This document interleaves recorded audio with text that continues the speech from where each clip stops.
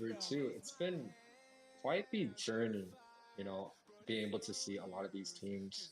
A lot of top 8 NACT teams actually. So we got BTK here, A77, Bloodhounds above the rest. I don't think they're top 8, but they were pretty damn close to it. Fiends is also here for you. Night Horde, Legacy, and Devious Activities. I think we got 7 out of the 8 top 8s. So quite the show for all of you. If you guys are watching the stream, if you guys out there, make sure to like, hit the subscribe. Maybe type in chat, say hi, but we're gonna get straight into today's match now. I'm gonna do some adjustments so you guys can just enjoy the stream and watch.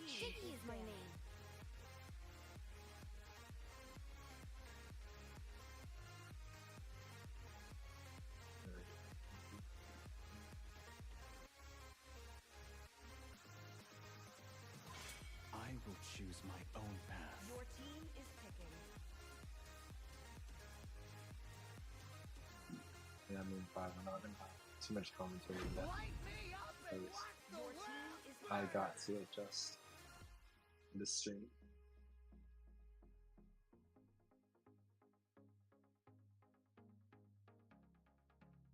It's okay. Hope will find a way, even when all is forlorn. What do you have going on coming up? I might not be a lighted man, but I do know my trade. Are they gonna host on weekends or weekdays?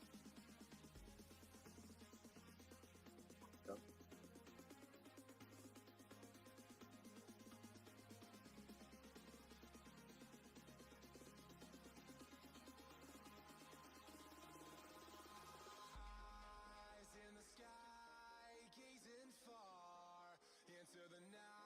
The hunt begins. Let's hear from the crowd. Make some noise for yours truly. Oh, barely does. A little bit scuffed, but it worked.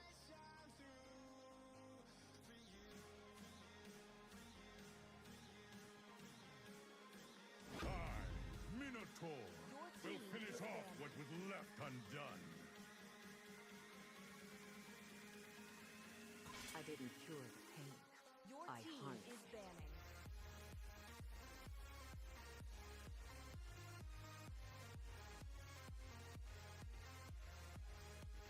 Okay.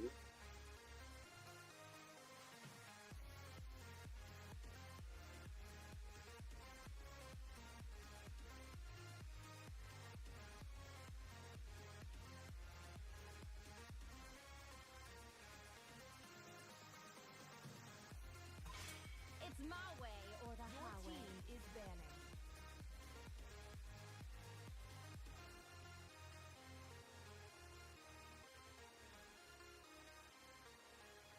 Looks like the in-game sound is not working right now.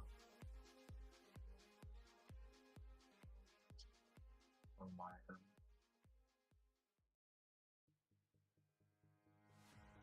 Okay, it's working now. I think. Huh. What kind of software are you using for the game? Are you using your phone? I've been waiting Your for too team long. is banning. It is in despair that I Your see team the is I don't even know if I fondest could adjust the hopes. volume if I'm honest with you. Worry no more. Your hero Oh, has there's come volume. to the rescue. I just don't have the game volume.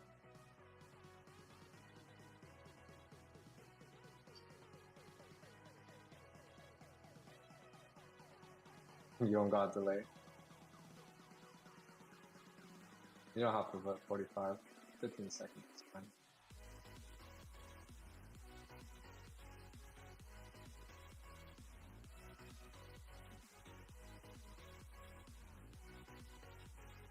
rivalry is dead, and I will revive it.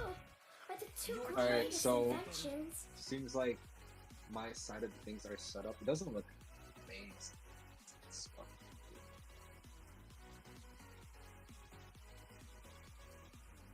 A little bit better, but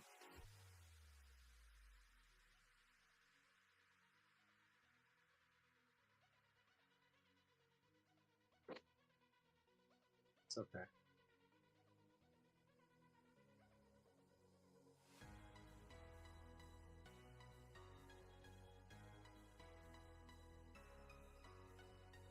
I see easy prey everywhere.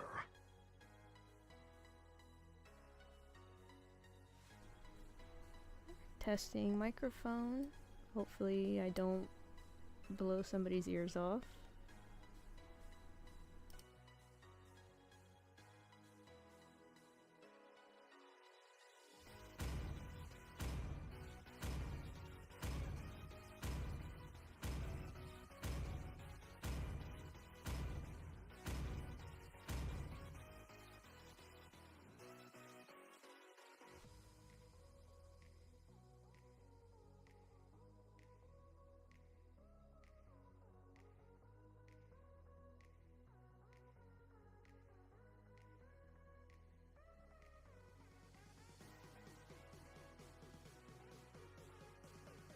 Welcome to Mobile Legends! 5 seconds till the enemy reaches the battlefield. Smash them! All troops deployed! Welcome back everyone to the HOPI. This is going to be the round 32. First game of the night. I know we have on the other end NOVACORE versus UK The Silencer, but this match is going to be between ETH and the Royal Supremes. I can put them on the board, but pretty much the Royal Supremes is going to be the one on the red side, and ETH is going to be the one on the right. If my mic is cutting in and out, or if I sound kind of soft or too loud sometimes because I'm not really talking into my mic. But it's okay, guys. It's okay. Rats versus X-Borg, a little early. Aggressiveness coming out. Angela, of course, being extremely annoying. Angela's one of those heroes that are so strong at level 1, level 2. And when you're going X-Borg against Rats, like, it's kind of a losing match. Like, Rats is a tanky hero, and X-Borg shreds a lot of tanks, so it's going to be quite hard, quite difficult to deal with it. You already see an advantage for the X-Borg. The Retribution goes off for both teams, but it does look like the X-Borg was the one able to get that. Look at the comp from both teams. ETH has a Clint on the top side going against a Claude. Should be very obvious which one's going to be winning that. Clint does a lot of skill damage early on, so he's going to be able to bully quite well. What's something interesting is they have this... Dude, what is that character even called? But they got that character mid, CC. This is quite interesting. CC's physical damage, so that means the side of ETH has a lot of physical damage. Black Dragon comes through, the X-Borg gets popped up. The Raga armor does get taken out. Magma Fender does come through. Gets that Minotaur. Picking up 2 kills for the side of ETH. The Angela ult does come through too.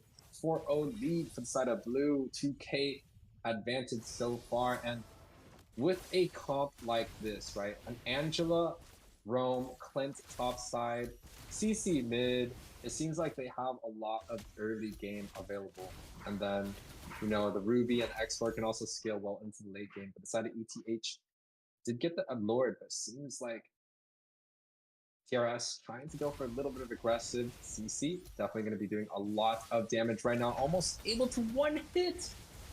He does get that one hit off. Definitely a good hero there. See if she could dash out and dash out. Indeed, she's able to. Boss side, X4 using that last insanity, able to pair up with the Ruby and picking up another kill for the side of ETH, bringing the game total to a 6-0 lead.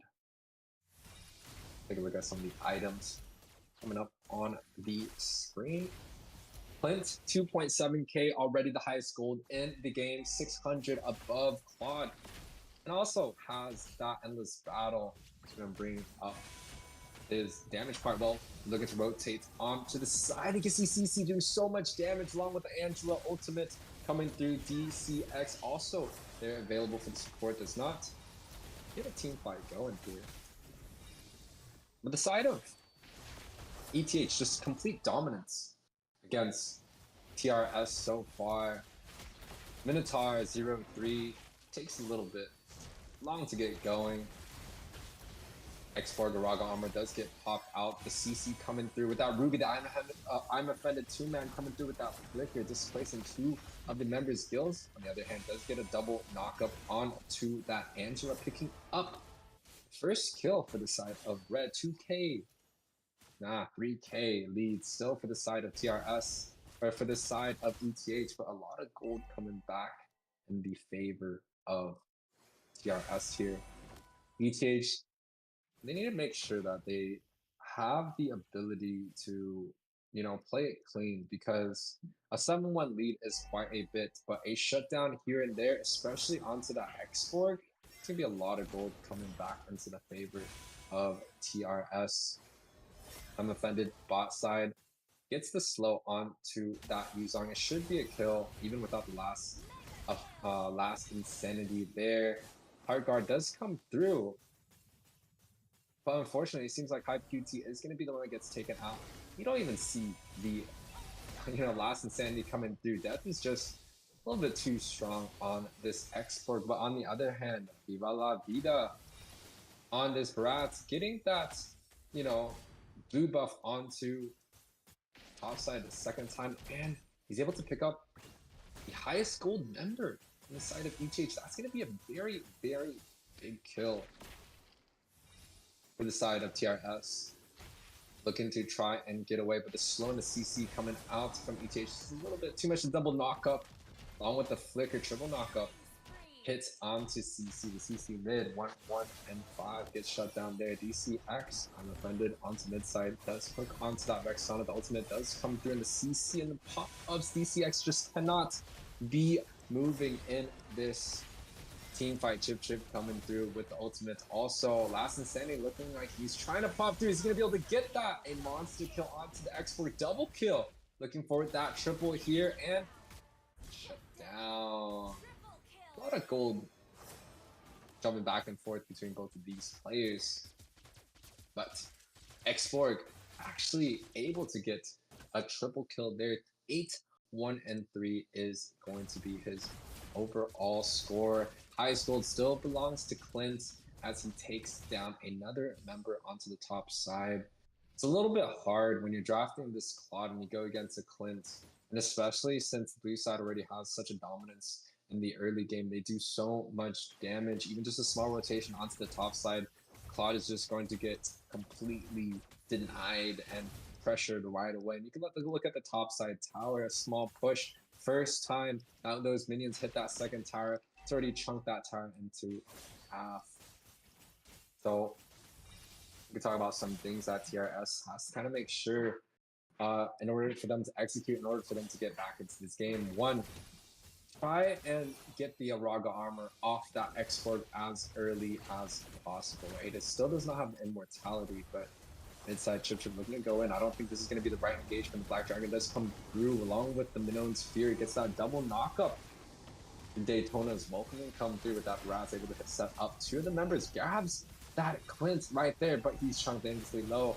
The export, although he has been chunked out, he is still alive, and if the export is alive, I do think that's going to spell a lot of trouble for TRS. 4 out of 5 of the members being shut down. Billie Jean being the only one surviving member for the side of TRS, pushing onto that top side. Doesn't even get that tower while side of ETH is running it down mid. So a bit of a one-sided match so far for the side of ETH. Definitely a strong team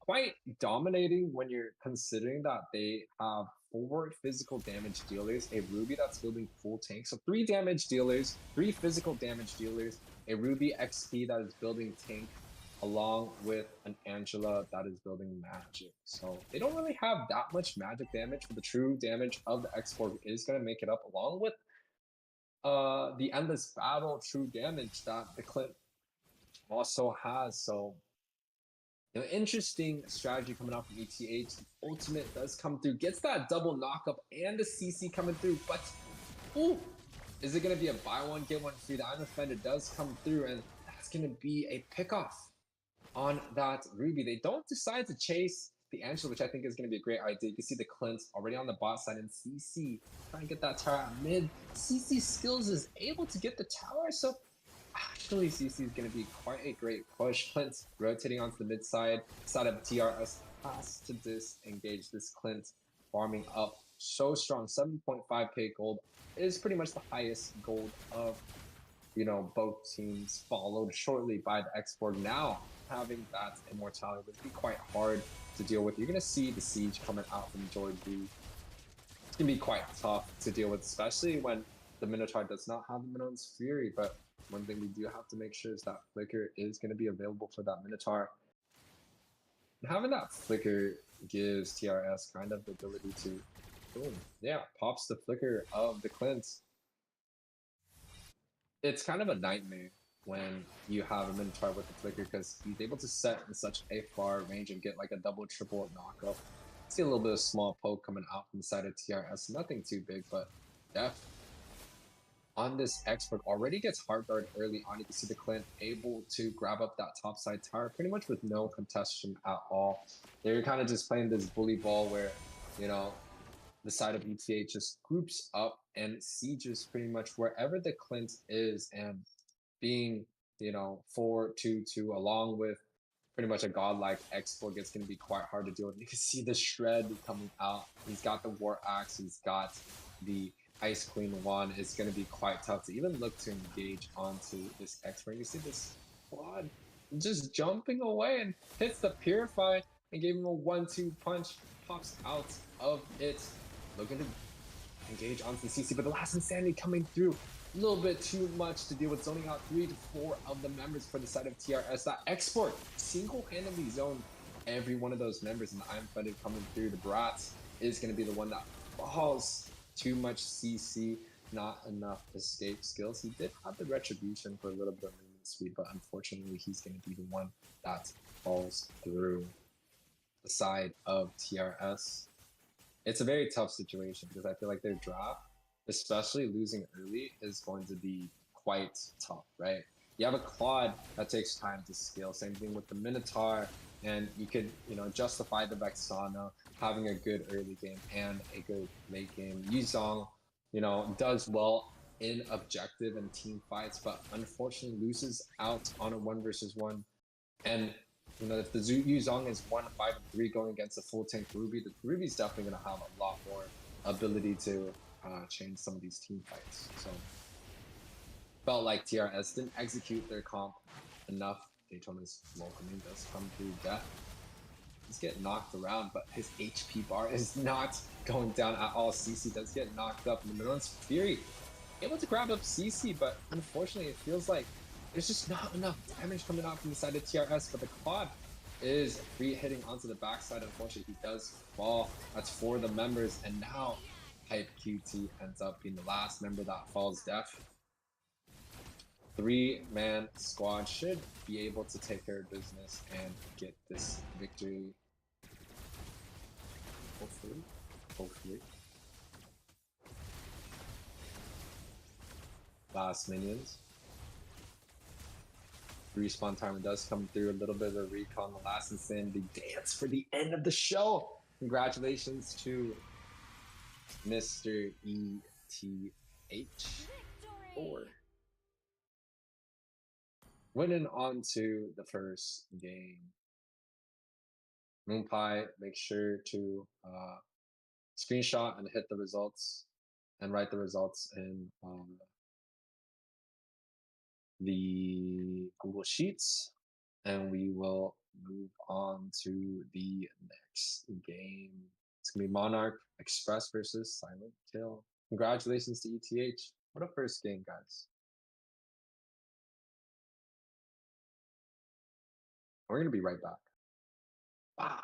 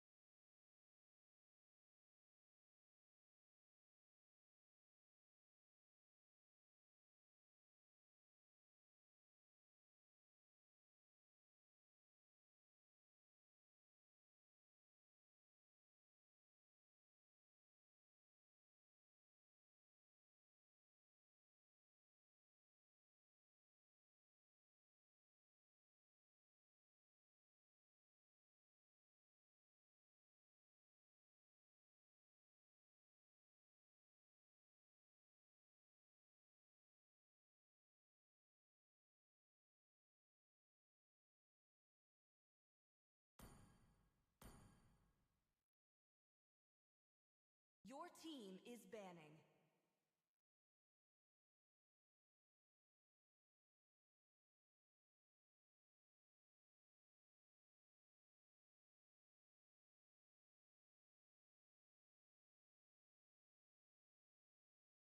The hunt begins. Your team is banning.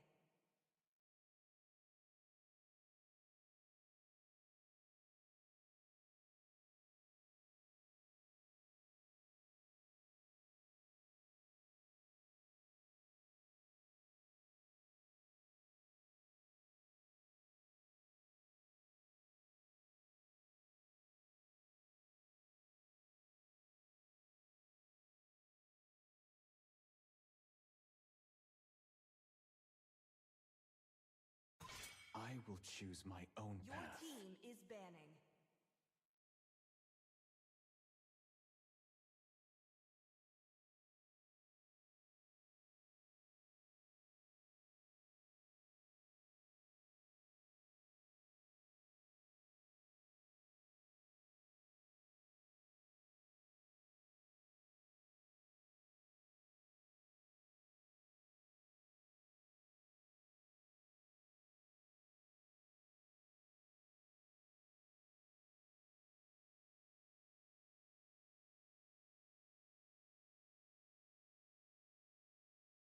Hoot hoot!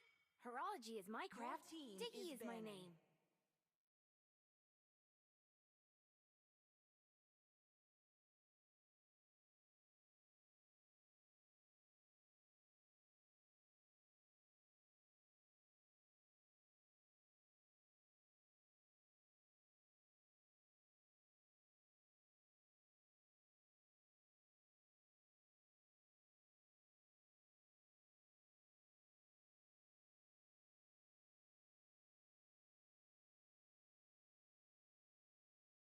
Time to drop the beat of the Your flash. team is banning.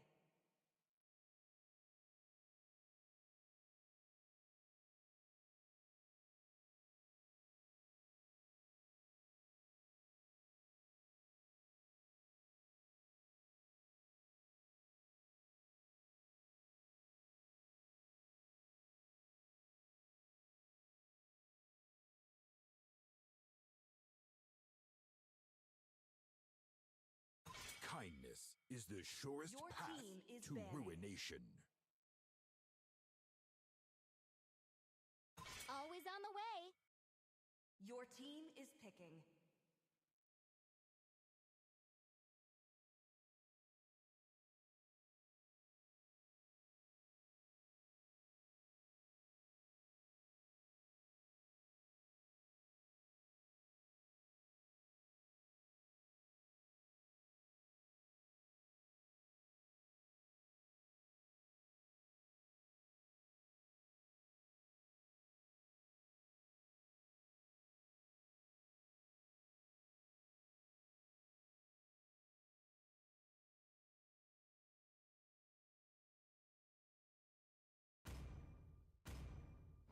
Hope will find a way, Your team even when is all is picking. forlorn.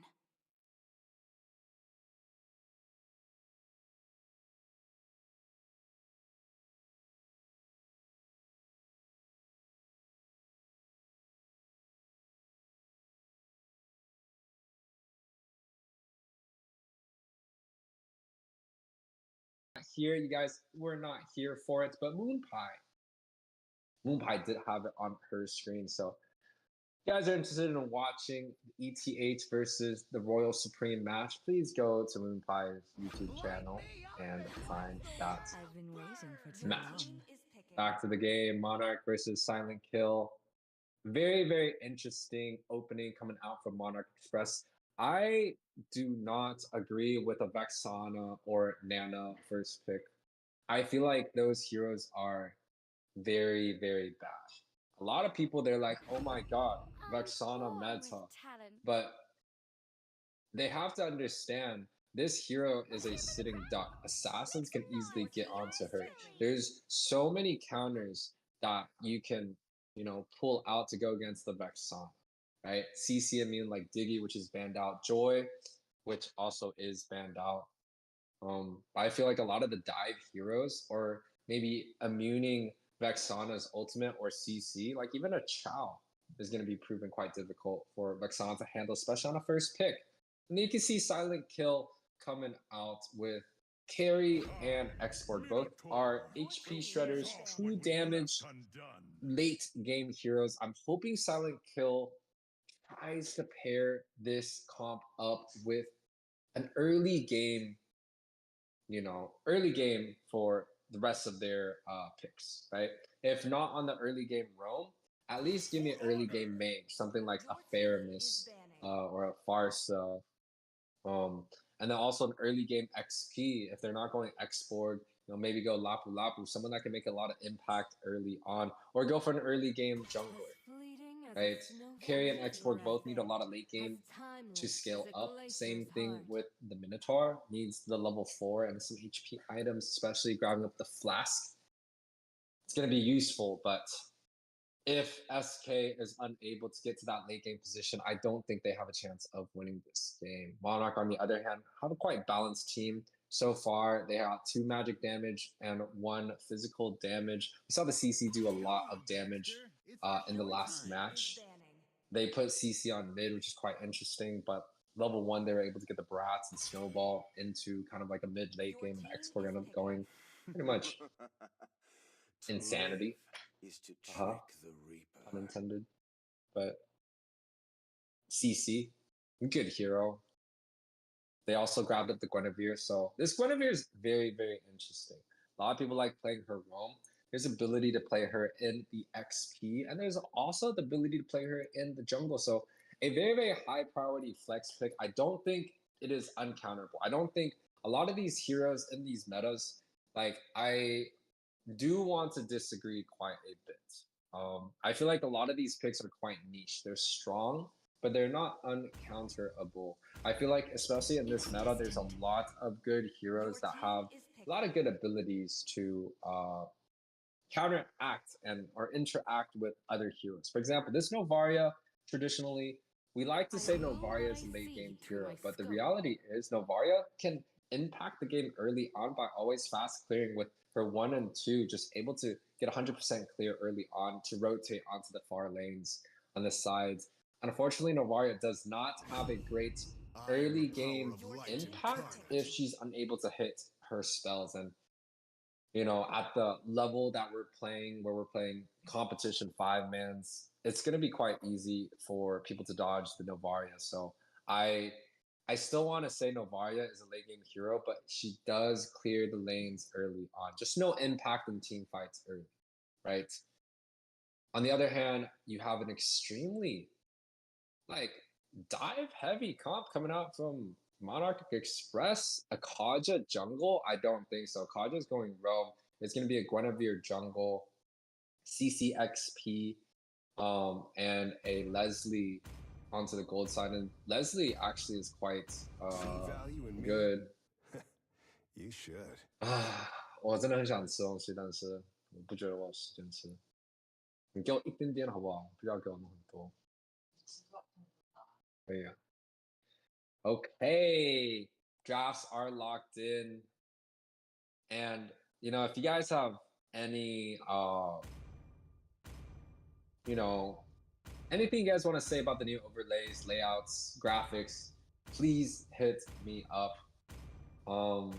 We've been working quite hard to upgrade our production slowly by slowly, and I think we're reaching pretty much a point where I'm actually quite happy with our production, how we're doing things. Of course, there is places that we could do it much better, but I'm actually quite content.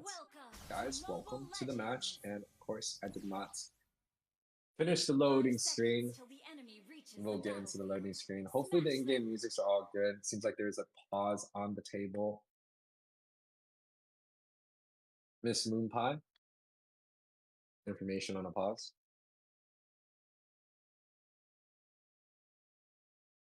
Nice. Okay. We late 10 seconds. Look.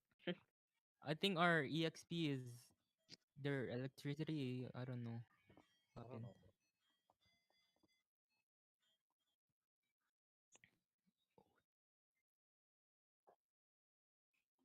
Oh, Oh my. okay. Okay, okay. Okay. Oh, let me get river.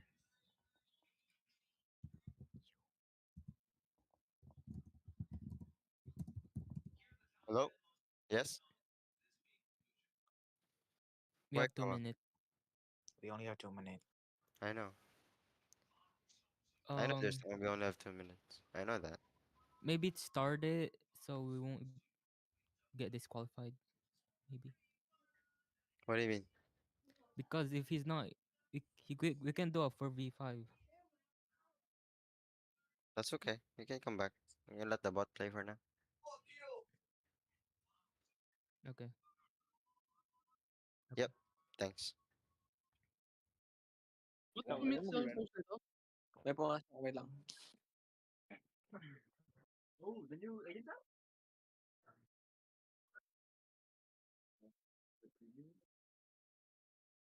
Okay. Alright. Okay. Yeah, bro. Got it. Thank you. My thesis was tomorrow. Teresa said I love you. 1 a.m. I'll be honest. We're pretty good on that. We'll talk more about it later. Yeah, and real quick. Nice. Okay. Okay. All troops deployed. All right, all right, all right. We are back into the game of games between Monarch Express and Silent Hill. You guys are gonna have to give me one moment as I put. Whoa. As I put the names out on the top of the list. One. Two. I know it's a little bit scuffed, but y'all are gonna deal with the scuffness.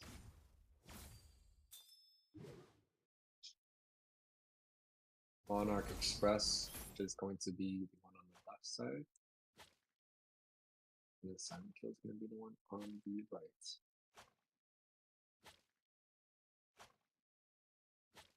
All right, all right, all right. Let's get back into the game. Fredrin, Export, Nova, Minnow, and Carry. That's a great comp coming out from Silent Kill. Honestly, quite impressed. They dealt with the early game by pretty much locking in one of the strongest utility jungles. Jungle that kind of sets up a team fight quite well. So I would say the side of SK looking to go even in this matchup, especially for the first 5 minutes, right? Their goal is to let the carry of Export scale, let the Novaria scale, right? So going 0-0 is going to benefit them quite a bit. They shouldn't really contest too many objectives. They should look to farm quite well.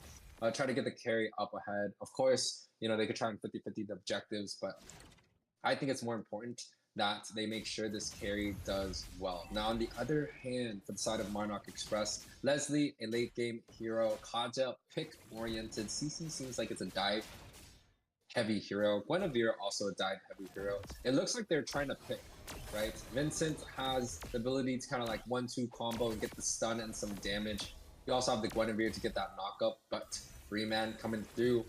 Uchiha gets that small petrify. Ooh. And the ultimate comes through a little bit early. The retribution coming out. Fredrin able to pop that one out. Some damage coming out from Novaria, but the first blood goes through the side of Monarch Express onto the Vexana. I feel like I'm disrespecting that pick a little bit. Right, a lot of good players love the Vexana, love the Nana. We're talking about top 8 players, right? Like Nicolette, Hoon, they all love to use this hero, but I feel like the second that they touch, like, I don't know, take off 10 or 20% or 10 or 20 damage off of the ultimate or increase the cooldown duration of it, they're gonna be putting Nana and Vexana back onto the shelves. And then they're gonna bring like the Novaria, the Fairness, the Valentina back into business. So quite interesting. A small camp coming out from the bot side, 4 rotations coming out. It's quite interesting that the side of Silent Kill is unable to kind of defend against this, but unfortunately, it seems like the X-Borg is AFK. Flicker. And the hesitation. He might be able to survive here. The hesitation was just a little bit too much for the Kaja. Unfortunately, he was unable to get that pick off.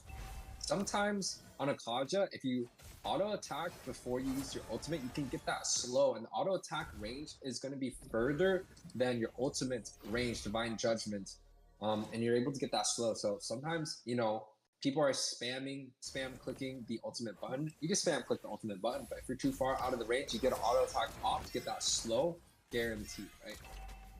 A little bit of mechanical issue, but I'll be honest, even if you see in the professional scenes, a lot of the Kajas kind of do the same thing. And he also has quantum charge, so if he gets that auto attack off, it's almost guaranteed he's going to be able to get it. See right here, looking for the ultimate coming through, but speedy light wheels come through.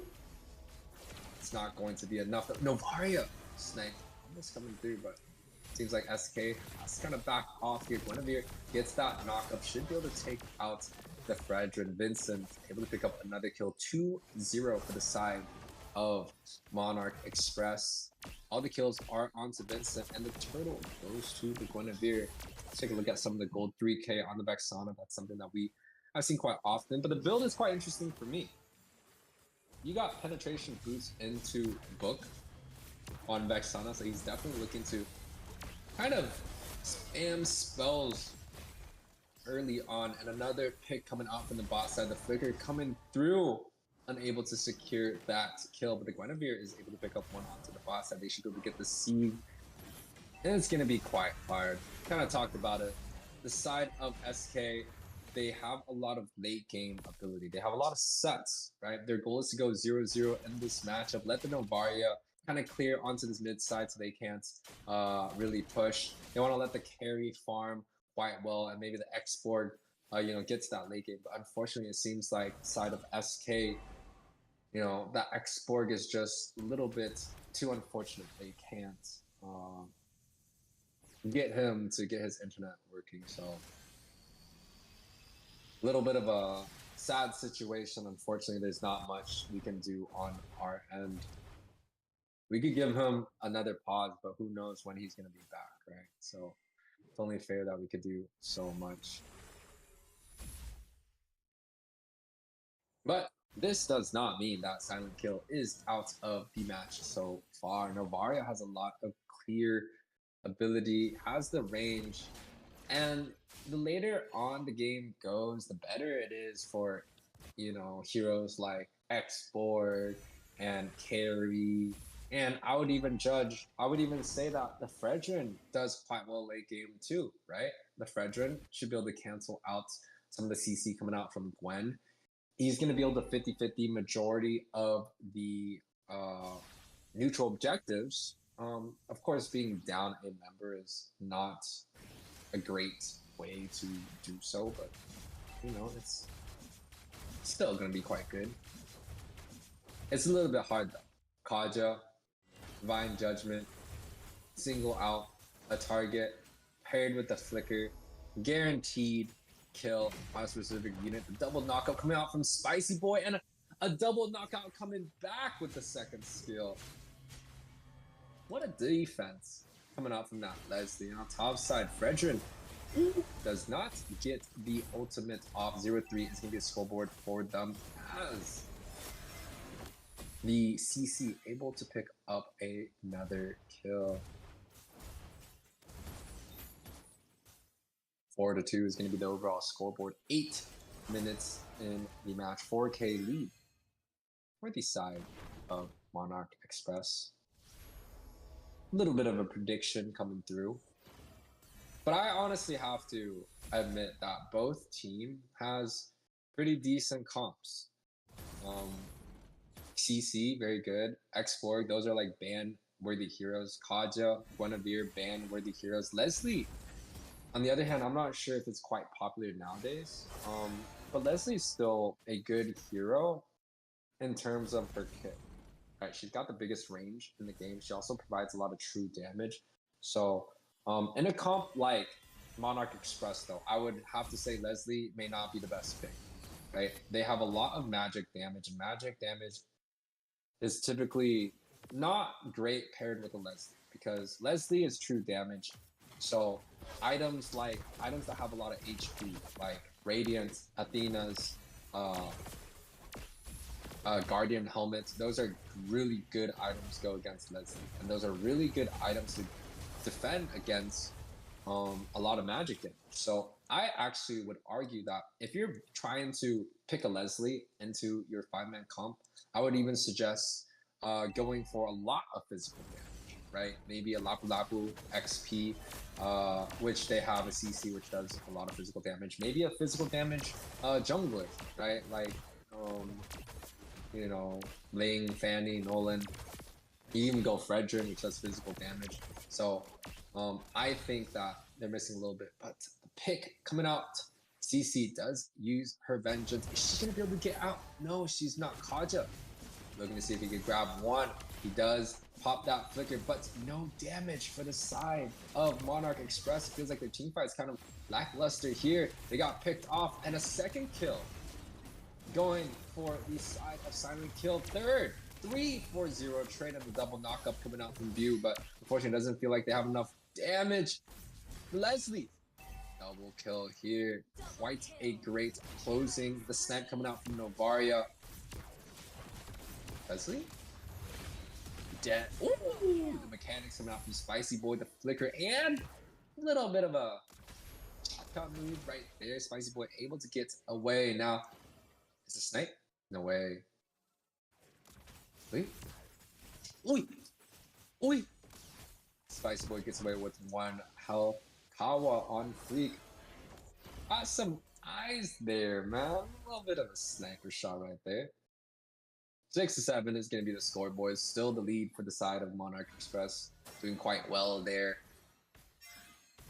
The Vexana was the one that got picked off early on, so Vincent definitely has to kind of stay away from the team fights. Not get picked and not get dove, right? You got Minotaur, you got Fredrin, you got Export. Those are 3 dive-heavy heroes, so I can see the Vexana potentially struggling in this match. SK seems to have a grasp on how they want to do this team fight. A little disrespect from Monarch Express. Give a little bit of a zoom in, some small attention to these guys. Love the enthusiasm. Hope to see you in the top 16s. So very cool. But don't get too cocky, right? Like, we don't want you to lose. Conceal play, looking for flicker. Ooh. Picks up the tank. Gets the 100-0. The ultimate coming out from Novaria. Hits 4 people though. Gets that slow carry, pop speedy light wheel. Gonna be able to knock down that Vexana ult. And a small pick, but ends up getting away with CC. SK struggling a little bit, and Kaja is just doing Kaja things, right? You conceal for the movement speed, you flicker in, use the ultimate dash out. It's guaranteed kill on anyone. That's why Kaja is pretty much overpowered, especially in a winning game. Even in a losing situation, Kaja can be quite good as long as you have a lot of burst. And Minji Things definitely knows what he is doing in this game. Let's take a look at some of the items as the Endless Battle gets built up by the Leslie. 9k gold compared to a 9k gold for the side of Carry. So actually both marksmen is doing quite well. The side of Monarch actually has to be a little bit careful here. They cannot overextend. If they lose a team fight and the carry is able to kind of sweep through, he has a lot of damage items, so it's going to be quite hard. But the carry does have it has 3 physical items. Armor boots,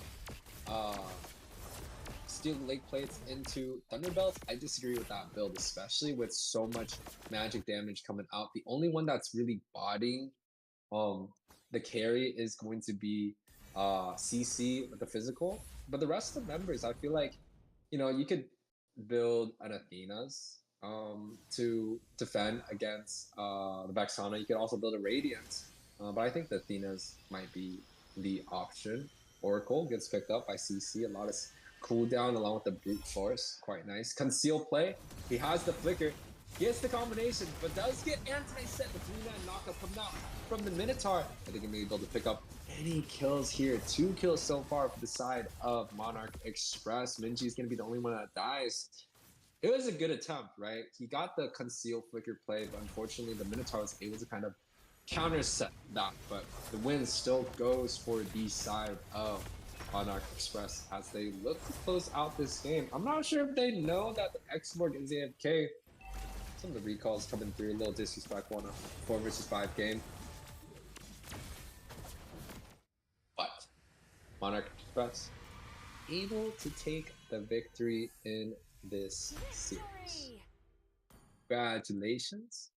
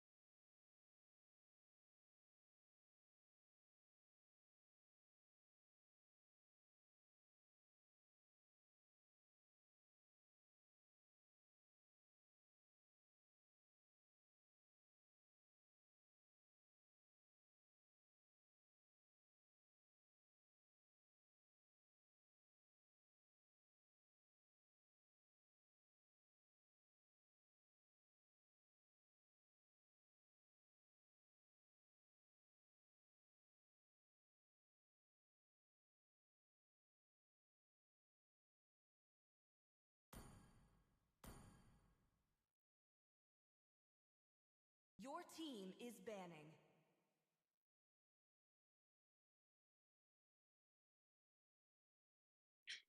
Welcome back to the Hopia X Nh S2 Season 2, round of 32. I think this is going to be our third match for today. We have a few more matches after this, but this is going to be the qualifiers number 1, a best of 1 series where 32 teams fight to go into the top 16s of qualifier 3. Pretty much have a similar style of NACT.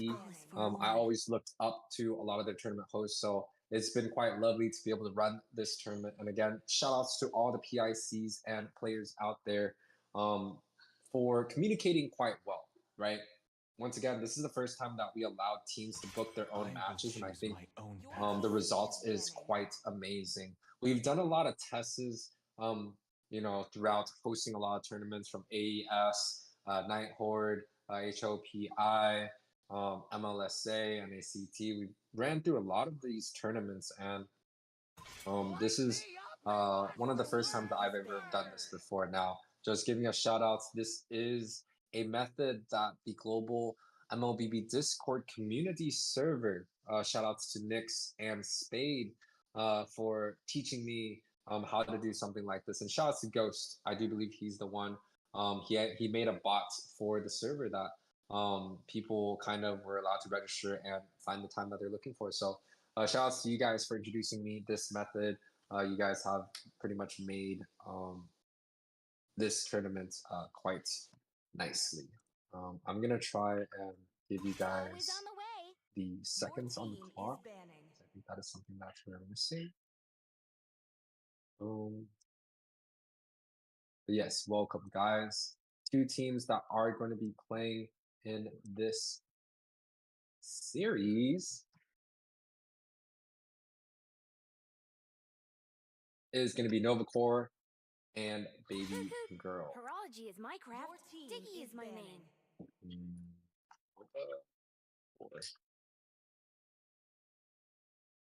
Baby Girls. 2 great teams coming out through NOVACORE. One of the top 8 teams of last NACT. Shout outs to Nova Ash. Like, you know, a little bit of backstory about Nova Ash. Me and Nova Ash 2022 Christmas. Me and Nova Ash hosted a mentor night for roaming. Your team is And that was the first time of me collabing with Ash, so it was a very interesting opportunity. We had a very great night. It was a good production. Shout outs to, I want to say it was Grace or Melanie. That was the one that was watching over our event, allowing us to host. But shout out to Nova Ash. You know, after that mentor night, pretty much every NACT NOVACORE has been a challenger in the series, right? I believe 2023 spring, 2023 fall is when Nova Ash did hit top 8 in NACT, but unfortunately had to disqualify because some of their members unfortunately could not make it to the offline event or fly to M4. So they disqualified themselves. But I'm not gonna lie to you, Nova, you got fucked up. You got scammed because there was teams out there that faked their passports or faked their opportunity to go to another country. So if you ever have the opportunity again, please consult somebody. You can always reach out to me. I do believe that you guys got scammed by NACT. If you want the full story, hit me up. DMs are open. Back to the story. NOVACORE versus Baby Girls. Not really sure about the Baby Girls. I have not heard of them before. I just know it's a bunch of talented players. So definitely watch out for this group of team. On the other hand, NOVACORE Sean Cutie Patuti, an Apex player from Athena. Shout out to Athena right there. I believe Sean was kind of like a mage player and ended up kind of multi-rolling around. Now found himself in Nova Ash's team. Quite cool. I do believe Shiro, if this is the right Shiro, is going to be from a Limey Top. I know NOVACORE and Limey Top are, kind of buddies with each other. So, quite a good combination. Unfortunately, I don't think they made it into this NACT. Kind of sad. But I am very, very ecstatic to see them grinding, signing up for tournaments, and playing, right? It's quite interesting. We didn't really understand the turnout of HOPIA because we don't actually know if teams and players, especially after NACT qualifiers, if they choose to play together, if they choose to disband, if they choose to take a break, right? There's plenty of times where I would go into qualifiers, didn't make it, and I would take a month off. But this time around, we were able to get 32 teams. We were able to get 7 out of the 8 NACT teams to join our tournament. So big shout outs to all of you guys. Big shout outs to our marketing team, aka Emily, for holding down the fort. You've done a great job. Don't know what I'd do without you. But again, shout out, and of course the opportunity coming out from Silver Knights, being so consistent and communicating so well with me. We pushed out a lot of the ideas, and one of the things that we pushed out is using AI to make graphics, and the ability to be able to do so increased a lot of flexibility in the way that we run things. So shout out to Silver for pretty much trusting me and allowing me to do anything that I want to host these matches. The falling stars brought us here. Back to the story. NOVACORE versus BABYGIRLS. First phase of the draft is over. Second ban phase is also over. The last 2 picks come out from both teams. And I'm going to take a breather, so y'all enjoy the rest of the draft.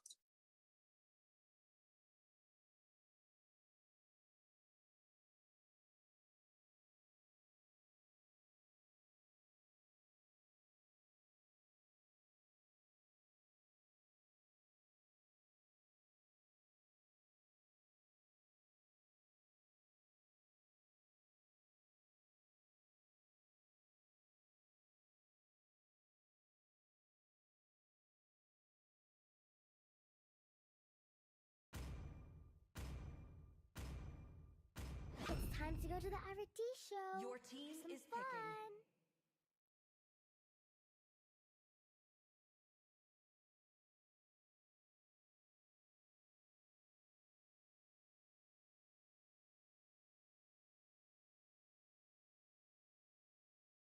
picking. It ain't just a game.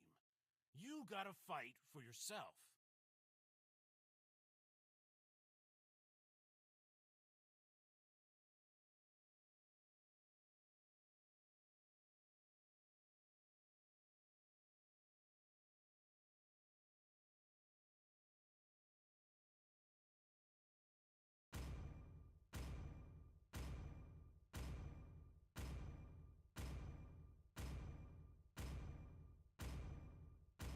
Malachi enters the scene. Your team is picking.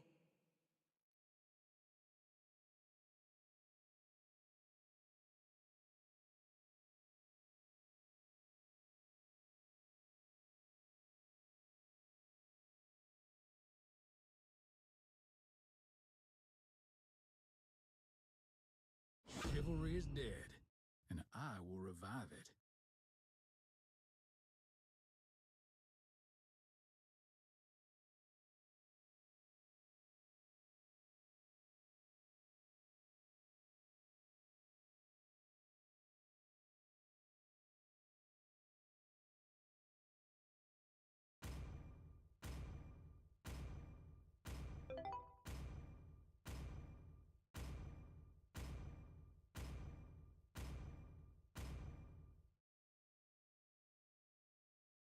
Side, so I know we saw Gord right there.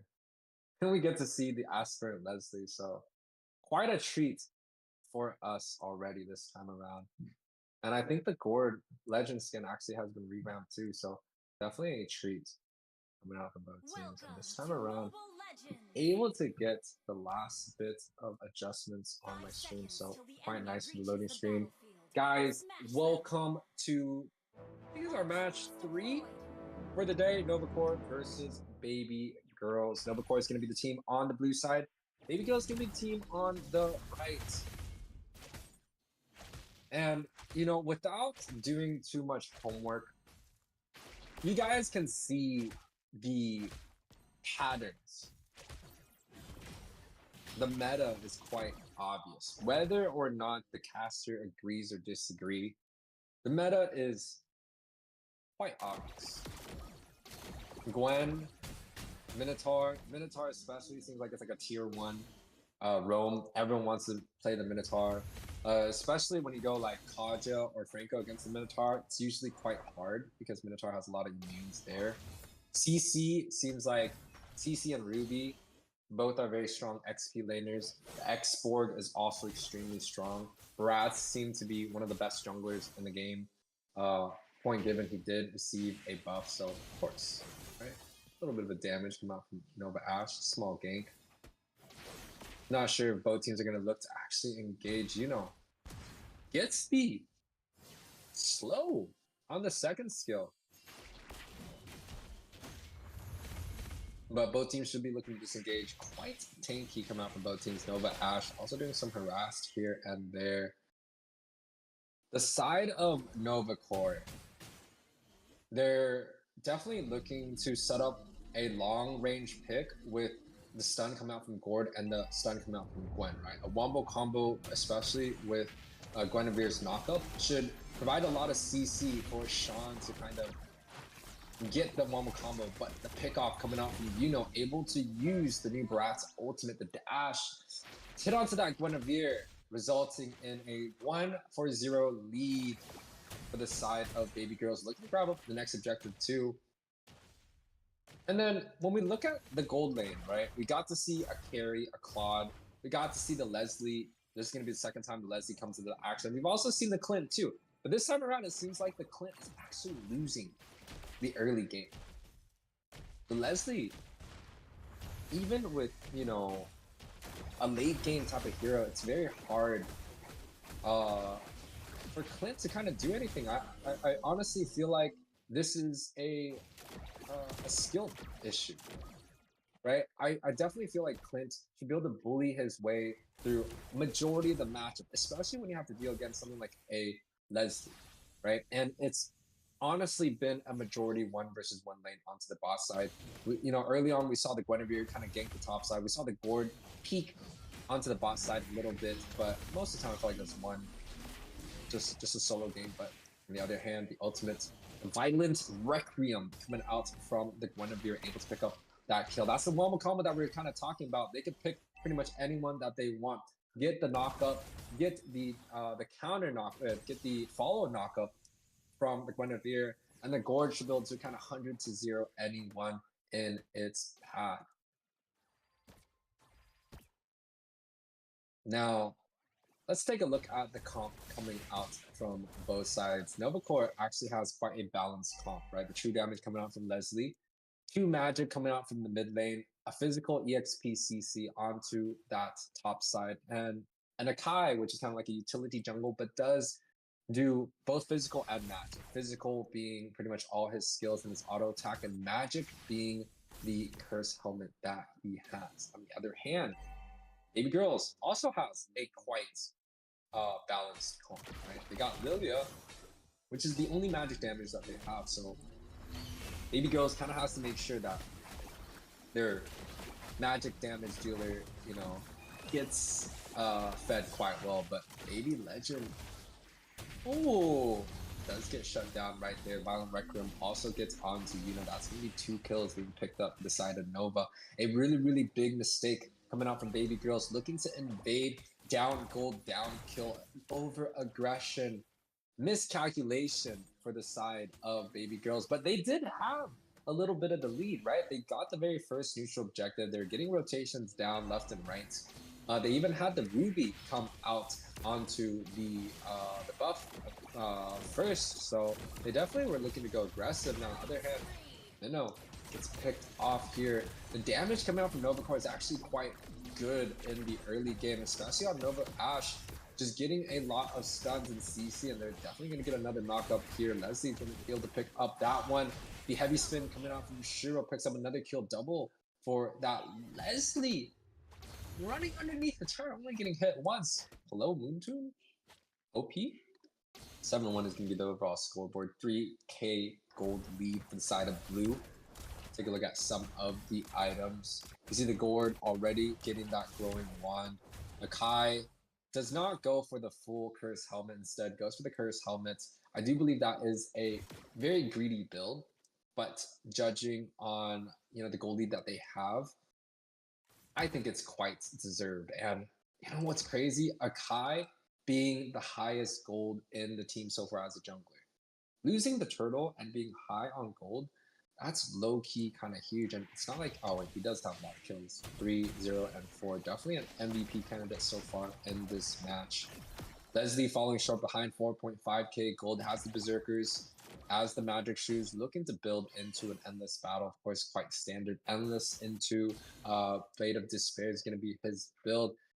He does position himself in the river, so he's going to be able to see that gank, but is that going to be enough? The flicker does come through. Are there going to be engagement on the other side of the map? Nova Ash looking to see if he can grab onto this Lilia, but he's going to be purifying, and the ultimate is available. He just did not use it. Slow hands. He's just, what is going on? 0-2 for that for that Lilia, and the recalls does get canceled. Yuno is going to be a small baby dinosaur, and the Minotaur is going to be the first one on the chopping block. NOVACORE Ash has that slow onto him. Yuno is going to be the one that's going to be taken out here. That's going to be 2 kills, double kill for the side of NOVACORE on the top side. Seems like CC's having not the best time of his life. Doesn't have the sustain that he's kind of looking for, and Ruby actually does quite well. Clint coming up to pick up a kill. The Purify does get popped. A little bit of a misplay. Don't think the Purify needs to be popped out, but you can see the aggression onto the other side of the map. This is so smart coming out from NOVACORE. They sent so many people onto that top side from Baby that they're able to kind of get the aggression onto the bot side, but unfortunate, a small over-aggression, a big mistake coming out from side NOVACORE here. Flicker does get popped by the Minotaur, and Minoan's Fury also does hit. So Leslie out of the map so far. Nova, let's grab up this turtle. 10-3 is going to be the overall scoreboard. 4k in this match. Members that the side of Baby Girls kind of have to shut down in order for them to bounce back into this game. First of all, they need to kind of set up the fight where the heavy spin is not available, right? If they can bait out the heavy spin with Yuno or the Minotaur, it would be nice. But look at it, heavy spin does get baited out, but Yuno is going to be chopped up by the Violent Requiem. Unfortunately, it seems like the CC coming out from that Gwen along paired with the Gourd, it's just a little bit too much to handle. Slow coming through, unfortunately. Not too many spells. Oh, double knockup coming through here. Looking like both teams going to disengage. Baby, unfortunately, is in a very big disadvantage. And the Ruby flickers out in play. 3-man from NOVACORE is going to be chasing. Gourd ultimate does come through, and Legend coming back to just perish, man.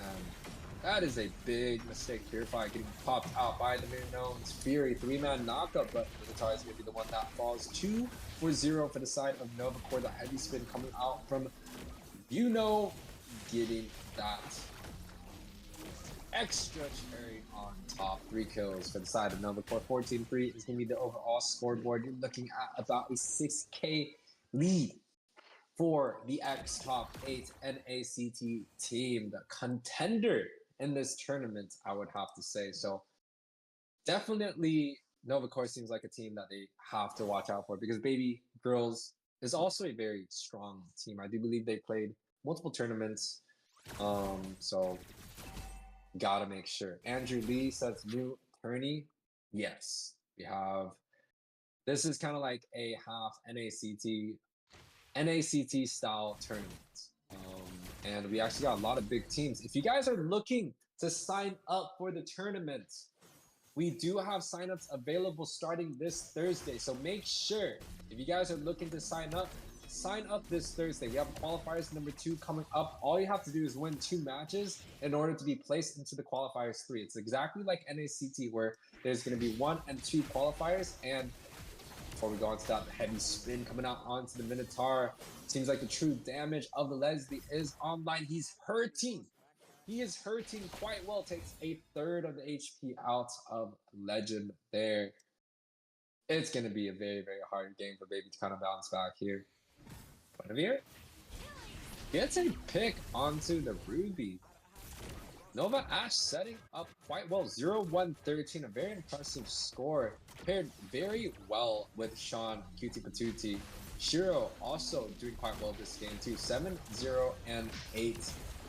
A lot of assists on the board. Definitely feels like the trio mid from the side of NOVACORE is going to be their strong suit. The dash gets canceled out, and the Eaton gets eaten by the Barats there.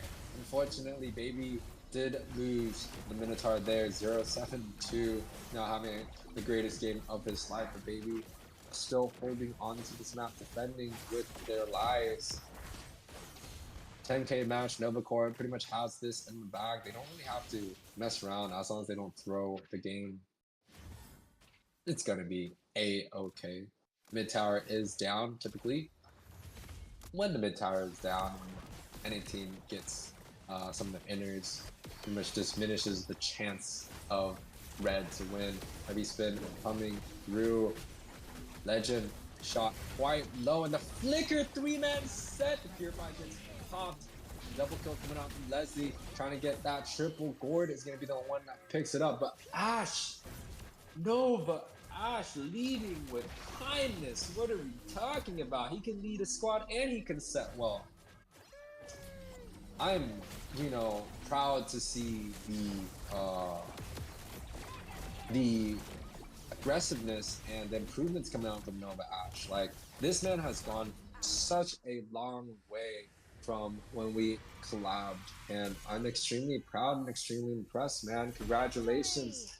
Heading into the top 16 of the HOPI qualifiers number 1. MVP goes to Mr. Shiro for the side of NOVACORE. Let me get the Texas on the board. Congratulations. Do I have to go over list?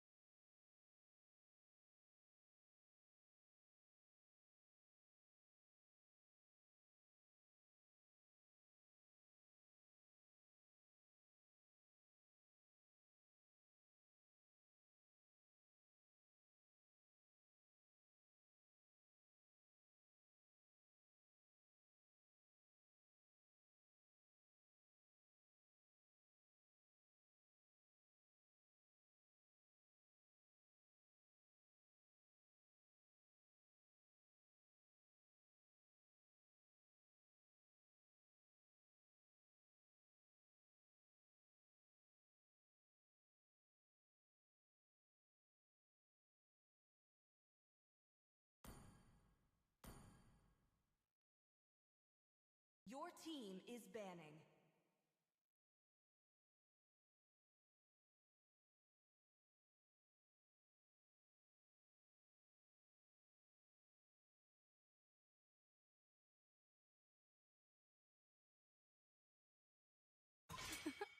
I'm born Your with team talent. is banning.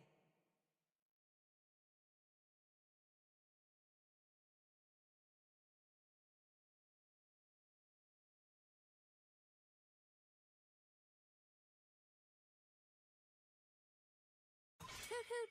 Horology is my craft. team Dicky is is my banning. name.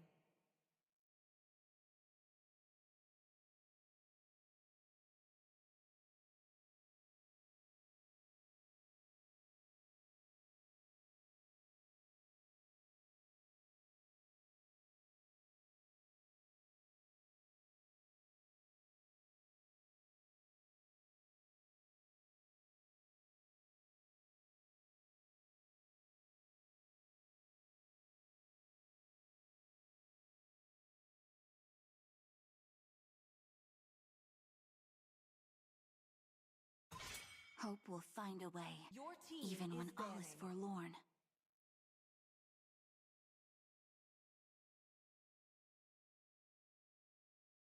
Time to drop the beat of the Your flash. team is banning.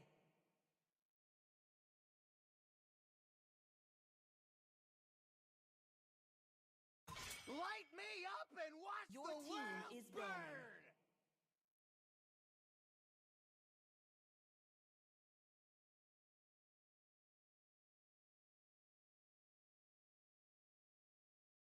Always on the way. So, right now we Your got team above the is rest picking. versus, I have no idea how to say that. Above the rest versus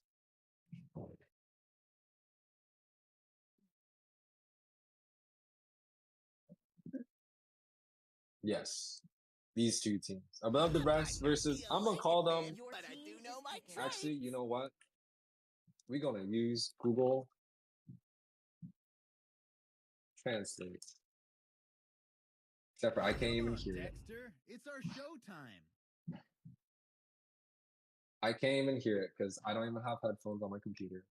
Anyways, I'm gonna call him LYONYX. LYONYX. LYONYX. LYONYX. LYONYX. It's time to go Sure. to the R&D show. YONE. Dude, this is one crazy ass name. Regardless, above the rest versus Team Red. Above the rest, I do believe is a NACT team. Very, very strong. First rule around here. Break all the rules. I don't know if I'm actually correct or not, but should be a very, very interesting match.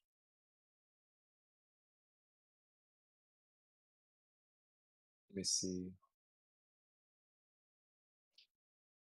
Yeah, above the rest is the 8th team that qualified, or not the 8th team that qualified. Above the rest is a very, very high ranked team. A lot of stars. I believe they are the highest stars ranked team in our tournament. So definitely very, very strong. I do believe they had a very good seed in NACT and almost made it to the top 8. I think they fell short top 16, so definitely a very, very strong team. Take a look at their draft. Gwen, Vex, Xborg, Matilda, Joy, Diggy, quite standard. Bratz gets first pick, quite nice. They didn't end up going for the carry. They had Bratz first pick because they banned out the Xborg, and they also banned out the Gwen. Right, the Guinevere had a very good game last time, especially going up against the Bratz, and the Xborg just shreds the Bratz. So kind of protecting their pick with the Xborg and picking up this, picking up the Bratz is quite well.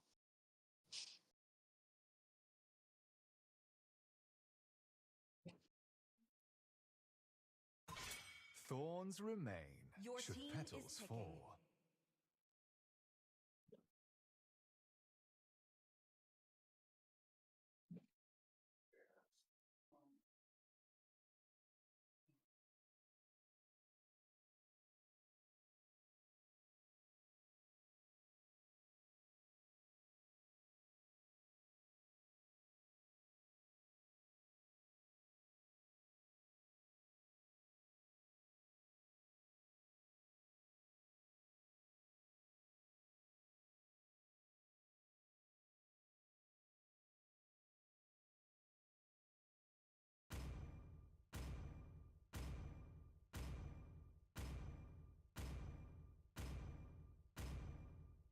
value in me?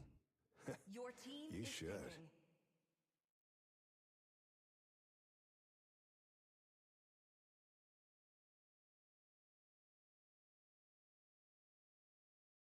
The hunt begins.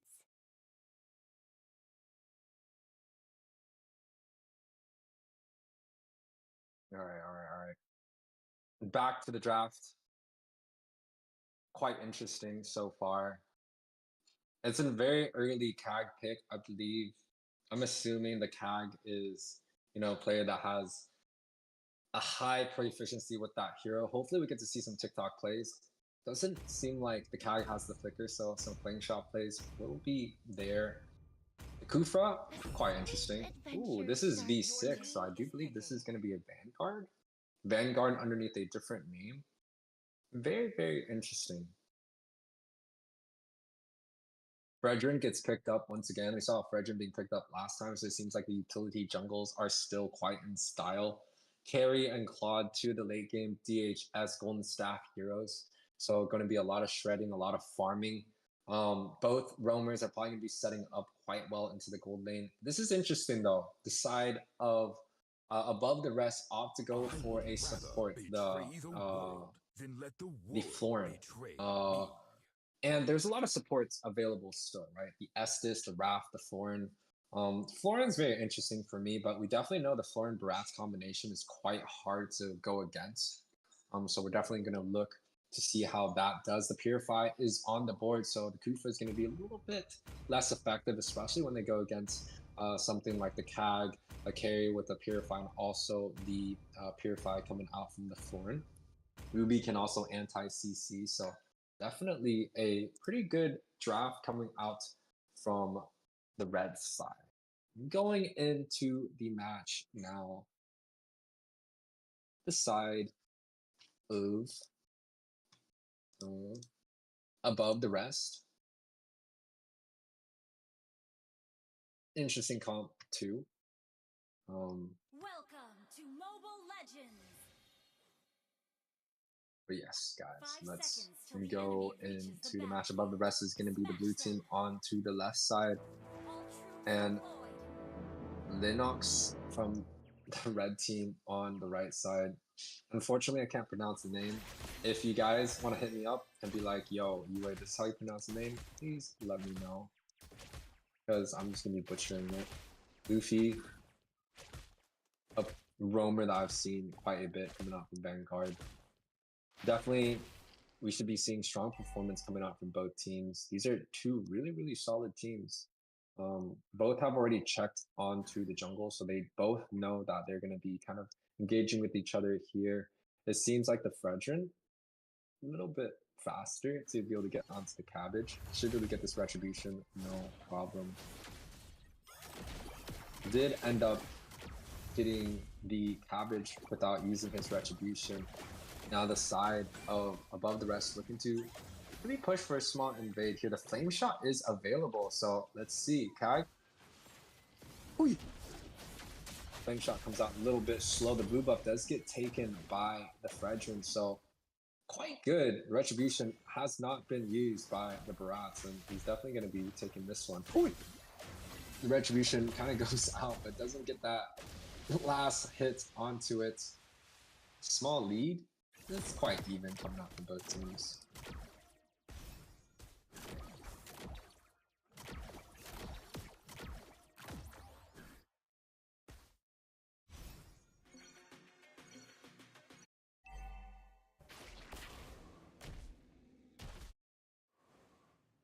Bag rotating onto the top side. Red is setting up quite well. Got that fast clear. Quite interesting now. Mages, they don't get that level 4 early on, so there's not much level 4 anymore for the objectives. Maybe they have to decide to take the turtle a little bit slower. Even on the top side, the flicker does get played there. Yuzong able to, die. Right there, the knockup coming through, jump coming also. Kufa able to pick up the turtle and a flicker set coming out. Fredrin actually doing quite a bit of damage, but it seems like above the rest kind of has a different type of game plan. The marksman rotated down. Everyone rotated down into that fight. It was kind of like a 5 for 2. On the other hand, Yu Zhang grabbing up that level 4, coming back into play and getting the shutdown onto the Ruby. 3 for 1 is going to be the overall scoreboard, it seems like, above the rest. Does have a small advantage. Someone in the chat said, what color is your Bugatti? Bro, if I had a bet on a Bugatti here, it's going to be on the blue team. So, Grata, you are correct. It should be like, you know, the gold lanes, they're both going to be farming. Claude, Carry, not going to have too much damage. I do think Carry is a little bit better on 1 versus 1, but Claude, you know, Carry has a single target and Claude is able to kind of do an AoE shred. Claude has mobility, right? Carry also has mobility, but it's just a little bit different there. The Kufra versus the Florin matchup, it's kind of like, Kufra is there to set and to engage and to see if they can get a pick.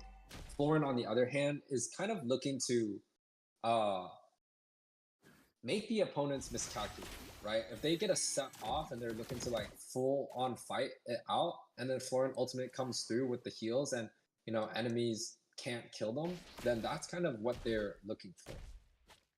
But so far, it seems like Above the Rest actually has control of the game. The Purifies and the CAG is just a little bit too much to handle. It's really rare to see a CAG kind of play and perform this well. I'm extremely impressed, but stun coming out. Oh my god, the dashes! The mechanics coming out from Pulpurin. Quite nice. Ruby on bot side. The Yuzan does get I'm offended into the tower. He should be falling off, but the jungler died right there. Retribution coming through is above the rest, going to look to re-engage this fight. They don't have the jungler. They look to Retribution and the ultimate coming out from the Fredrin, able to pick up that kill. It's gonna be a 2 for 0, a 2 for 1 along with the turtle. The Yuzong did die, so yeah, 2 for 1 along with the turtle for the side of red. Bouncy ball coming through. Does not look like they're going to get the carry. And an anti-engagement coming out. The Purify gets used for that Lily, and the stun coming through. That's going to be a big mistake, a big overextension. If you look at where the positions that the side of red has died, it's in the blue's jungle. That tells you it is an overextension. It's an over an aggression. Like, they thought they could do something, but they couldn't. Now, this is interesting. CAG pushing onto this mid side. You know, he should be able to get a tower, or like a little bit of the tower, but top side here, looking like red is looking to engage Luffy on this Kufa. He stunned the carry, so the carry could not kind of dash around, and the Claude's able to get that kill up. It is an even game. 7 to 4 is going to be the overall scoreboard. But if you take a look at the gold, right, the Claude is up 300 gold. Claude versus Carry matchup. If Carry's going for something like a Thunderbolt early on, he's not going to have that much damage compared to the Claude. Even though he can still burst down single target, he can still shred the tanks. He can kite the Yuzong, kite the Fredrin. It's still going to be quite hard, and the Daytona's welcome end up killing himself right there. A small burst of fights coming out from the side of red, able to pick up 2 members of Above the Rest. That's huge, turning the whole entire map into their favor. The turtle is up, the jungler is down from Above the Rest. They're gonna be able to get this push going on. They even got that mid tower, so man, I don't know if you call this Vanguard, you want to call this Team Red, but definitely stepping up in terms of their rhythm in the last few minutes. The rotation seems quite well too. Claude and Lilia so strong. And Kufa CC to buy time for Retri. Secure manned red Russian. The Kufa CC has done a lot of damage this game. The Kufa is kind of able to lock down the carry, able to lock down the Ruby. But the carry has Purify. I understand that you think the carry is going to get zoned early on when the Purify cooldown is quite long, and they're fighting in, you know, a very short period of time, especially when carry doesn't have the Purify, they're gonna be able to pick the carry off quite a bit. But when it comes down to late game, where you know they're only fighting once every few minutes, every single fight, if the carry has the Purify, it's gonna be quite hard to deal with. And Kagura ultimate does come through, able to pick up Luffy, traded for a Ruby. The Kag doesn't seem like he is able to get away here. Don QT is gonna be the one on the chopping block. The Purify does get popped. The carry is gonna pick up that kill for free. Let's see if the side of red can get any other things around the map. Black Dragon form does get popped. That kind of means that the side of red is not gonna have that ability for the next objective. It's actually quite bad, especially if, you know, side of red is looking to go for the next objective. So advantage for the side of blue. Carry also doing quite well himself. 4-1-1-1. 4-1-1 is going to be the overall scoreboard. Honestly, both teams playing a very great game so far. Quite impressed. Holy! Flicker does get a stun up, hits the Kag and the Blazing Duet coming through. Daytona's welcome. Gets the stun off of that Kufra. Kufra looking to go in for a little bit more. And I also want to talk about this Lilia, man. Lilia against Barats. It is very, very hard to deal with. As a Barats going up against Lilia, that's just unlimited slow. That's just hell. Come on, man. Kufra looking to charge up. Ruby looking to body. Gets a 3-man. I'm offended. Pops the black shoes. The retribution coming out for the side of blue. Members are falling. Luffy's going to be the first one. The Black Dragon coming through with the double petrify. Able to grab up that kill right there. It's a 1-for-1 trade so far. The double kill coming out from that Kag. And another kill coming out for the Ruby. It's going to be a 4-for-1 trade for the side of above the rest. Although the members are extremely low, it felt like both teams could have won that team fight. Unfortunately, above the rest just played way better there. 2k lead, but they're definitely going to be able to get some towers here. Man, that was a great team fight. And an extremely good retribution coming out from above the rest. Definitely showcasing a lot of experience and discipline. You know, they weren't really hesitating when they needed to. They kind of engaged onto the Lord perfectly. And they also had this Ruby getting a 3-man. I'm offended there, you know, completely shaping the team fight in their favor. Even though the Yu Zhang was quite well, the Black Dragon, he's not really that, he's not really fed, so he's definitely just gonna die. Emperor says W. Hat tricks. I don't know which one's hat tricks, but good for you guys. Good for you guys. If you guys are fans of these teams, just, you know, let me know. I kind of want to see what's up. Petrify coming out, able to grab up the Ruby. A nice pick off, and no ultimates used for the side of red. They can look to engage this if they want to. Lotus coming up in 80 seconds. Side of red should definitely look to take care of some maps, some real estate. Try to, you know, push out and group up, because if the above the rest is grouping up and they're looking to kind of engage or go a little bit aggressive, they're down a member. So it's going to be hard. But, you know, it takes a unique level of patience and skill to play Kufra against 2 Purify users, 3 Purifies, and Immunes, right? Ruby, it's like you go in, you don't come back out. You can hit the carry, you can hit the Florent, but they both have Purifies. Kag has both a Flame Shot and a Purify with his 2nd skill, and the Bratz also has a Muse. So playing Kufra in this matchup is extremely tough, so I'm impressed with a 2, 2, and 8 skill. Hat tricks is Baby ZYZZ. Very cool, Emperor. Thank you for shooting us that comment. Shoutouts to you, my man. Your support has been greatly appreciated. Antonio's welcoming. Spits out, gets a 3-man stun. Knockup coming out from Bratz, but I'm not sure if that's going to be the person that they want to focus Blazing Duet coming through. And the Kufra flicker set coming out, able to hit 2 members. Lilia doing so much damage, to the Fredrin is going to be one that lives. So the Claude actually ends up dying there in that team fight, sacrificing for its team. But for the side above the rest, the carry is still alive. And you can see the split push onto that top side. That's the reason why it felt like the red team was going to win that fight. But they ended up getting their towers taken. And look at this Ruby, man. He's so hard to deal with. Let's take a look at some of his items. But the carry does get taken off there, off the board. Ruby, Bloodless, War Axe, Brute Force, and a bunch of other items that gave a lot of damage. The Lord going down for the side of red. They're able to get that carry pick off, which is quite nice. But are they going to be able to finish this Lord? Lilia does get shut down by Ruby, and the Brats is in play. And the Retribution perfectly gets along. Are they going to be able to take care of Ruby? That's going to be huge. Ruby has been so painful for the side of red. Now they're looking to re-engage. Blazing Duet, aggressiveness coming through, but the Claude, he's been dying left and right. He dies once again. That's not going to be worth it for the side of red. And another kill. Another over-aggression.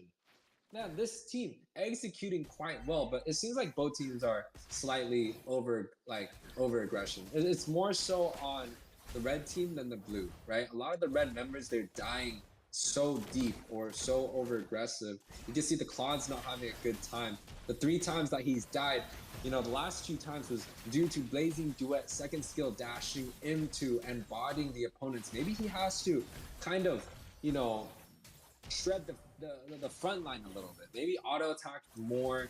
Maybe try to wait for the skills, because the Blazing Duet so far is not working out. But what is working out is the Lord coming out from the red side.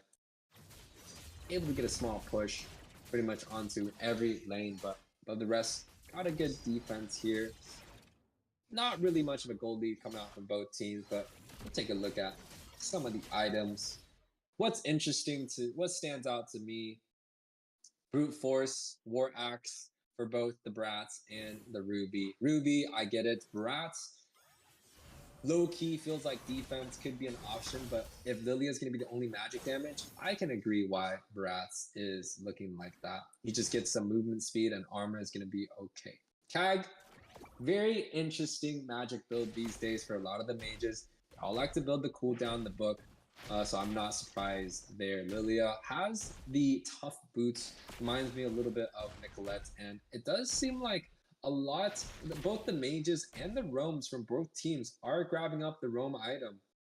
Both have picked up the blue roam, which provides extra damage when opponents are below a certain specific of health. Florin building all magic. We love this build. Flask, fleeting time, anti-heal. And I used to hate Demon Boots, which is the magic, the mana regen shoes. I used to despise that build, or despise that shoes, because I always thought book was better. But I'll be honest, mana boots, fleeting time is a combination. It's a very, very interesting one. So, I definitely agree. It has its unique advantages and disadvantages. Building mana boots early gives you a lead in the early game. Not defensively, but the ability to just spam spells without worrying about mana. That's the advantage. It's kind of like going for a common emblem, which he has Tank Emblem and Quantum Charge, which is quite cool too. I like Quantum Charge, but fight breaking out. Blazing Duet onto the mid side. The dash coming out from Kag. Unfortunately, missing out a lot of summoners and spells being traded. The flicker from the Ruby and 3 ultimates coming out from the blue team. But on the other hand, red has traded also 3 ultimates, a Purify and a flicker. The Claude still has his Purify. But the Claude, he's been struggling to deal a lot of damage in team fights, so a little bit unfortunate. That is a Vanguard BW. Only 2 of the members are there. Thank you, Atomic. Appreciate the words. Even if 2 of the members are there, Vanguard is a very, very strong team. So shout out to them. The double stun coming out from the Baraz, and a double knockup coming out from the Yuzan. The team fight is being fought so extremely well for the side of red. Members are so low coming out from both sides. Are they going to be able to get that Lord? And they do. The Retribution coming out. Tab is numb, able to secure that. And no members from the side of red have fallen. And they got 2 the members along with the Lord. Red team looking quite well. 17 minutes in here. Red is rushing it, making me uneasy. Red team makes me believe in them, but Claude keeps dying. If the side of red can win a team fight without the Claude dying, that's going to be ideal. It seems like F4 has been playing so well this game that he's just, you know, he's staying alive most of these fights. And going up against a Fredrin, Kufra, and Yu Zhong with Purify and Thunderbolt on a carry, that's hard to deal with, man. That's a tough game to go against. So it does seem like Above the Rest have what it takes. But if Red can take the Purify off the carry early on and then re-engage, that might smell some trouble. Alright. Red team looking to siege. That mid tower goes down along with the bots. They could look to 5-man onto the top side, which I do think that is going to be the game plan. Try to get all their outer towers out of the game before they look to siege onto the inners. And I don't even think the red team is going to siege onto the midders, if I'm honest with you. Yu Zhong, hello? Gets picked off there by Flicker. Well, I don't even know what the Flicker is, but Bratz also gets picked off there too in the carry. Free hitting onto the backside, still full health. 3 of the members have fallen to the side of red. And a double kill coming out from the CAG, shooting out with that flame shot. That's a 4-for-0 trade. For the side of blue, Carry picks up 3 kills in that engagement. The towers, inner towers are down. 30 seconds are on the death timer. I think this is it for red. Yeah, I don't think. Oh, and the stun coming out. Kag's gonna one hit. 7 seconds for Yu Zhong. Kag gets the stun off. Carry looking to pretty much 100-0. And the game goes to Above the Rest. Congratulations. Huge ending. Huge ending.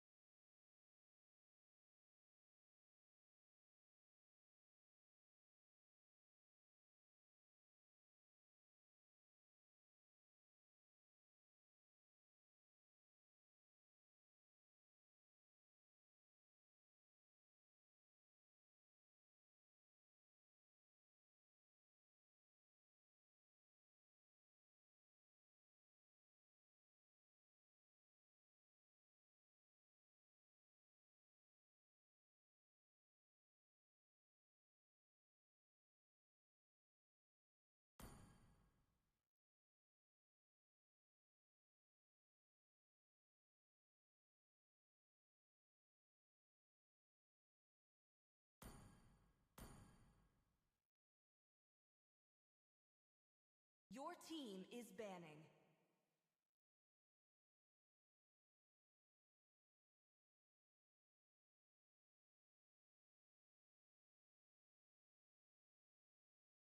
Always on the way.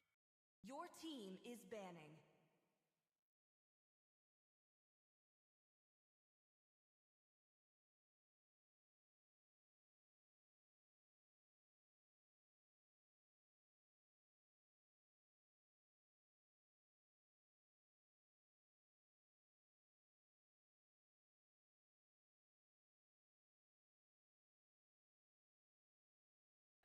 Welcome back to the Hopia X Nh S2. Yes, you heard it right. House of Pisces. What is it? International Association. I don't even remember. What is it, Mr. Silver? I'm bored. HOPI Association. HOPI Association. Yes. So we got it correct. What does the I stand for? I might not be a lighted man, but I do know my traits. HOPI Inc. Association. There you go. But two teams coming out. Feels like I know both these teams, honestly. Team Ren. I think I know Team Ren. If that's the server. Yeah, they got their own server too. Yeah. And then BTK. But I'll just write BTK. Yeah, these. Time to drop It's gonna get fixed later on. Team is banning. But you got one of the strongest contending team in North America. I want to say the strongest, if not one of the strongest top 3 teams in NACT, in HOPIA, BTK. One of, it. If I were to, toss 2 teams going into the grand finals, just based off the qualifiers one, definitely be BTK and definitely be Devious Activities, which is the ex-BTK, right? So quite interesting here. 2 very strong teams. BTK definitely has the experience. You got Chris from OSP, and which is Nicolette. Zag, I want to say that's Milo. You got Mobazane and Basic. Right. Pretty good teams. They're pretty good players. And on the other hand, you got Team Ren. Ren, B9, Axel, Euro, which I've seen before, Super Prince, and SOP. We're gonna let the draft play out. Y'all can enjoy the chat. If you guys want to talk to me, feel free to reach out and say hi in the chat. If you guys want to root for your friends, go ahead. Let the draft play out. Enjoy.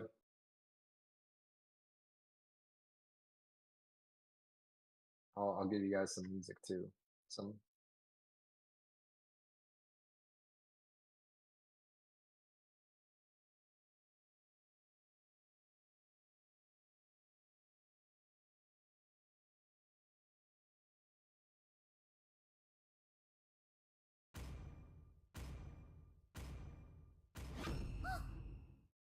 Your team is picking.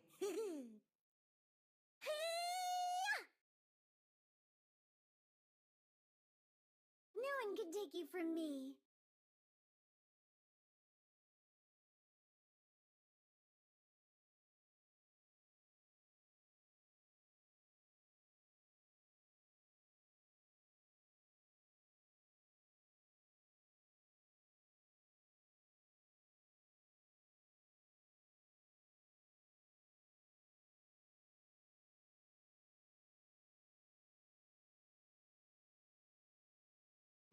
See value in me? You should. Light me up and watch the Your world team is burn!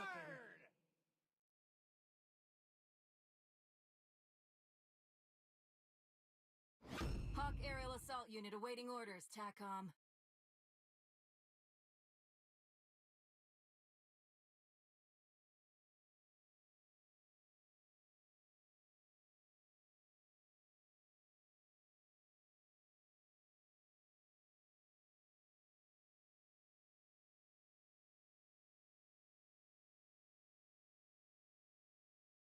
Time to go to the R&D show. Your team is Some picking. fun.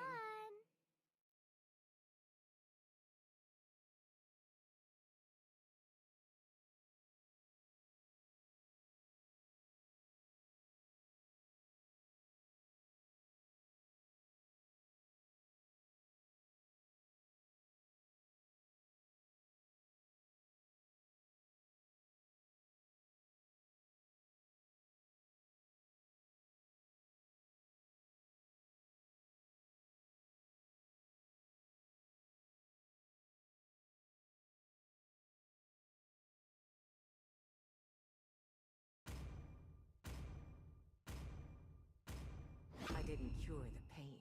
Your I team harnessed is it. banning.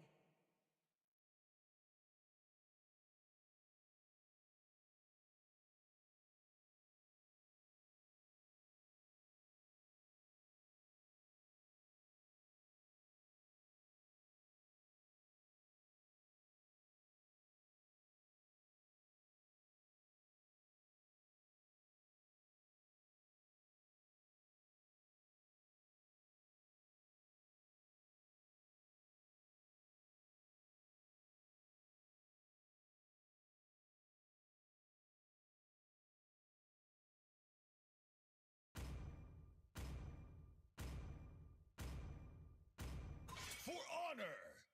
Your team is banning.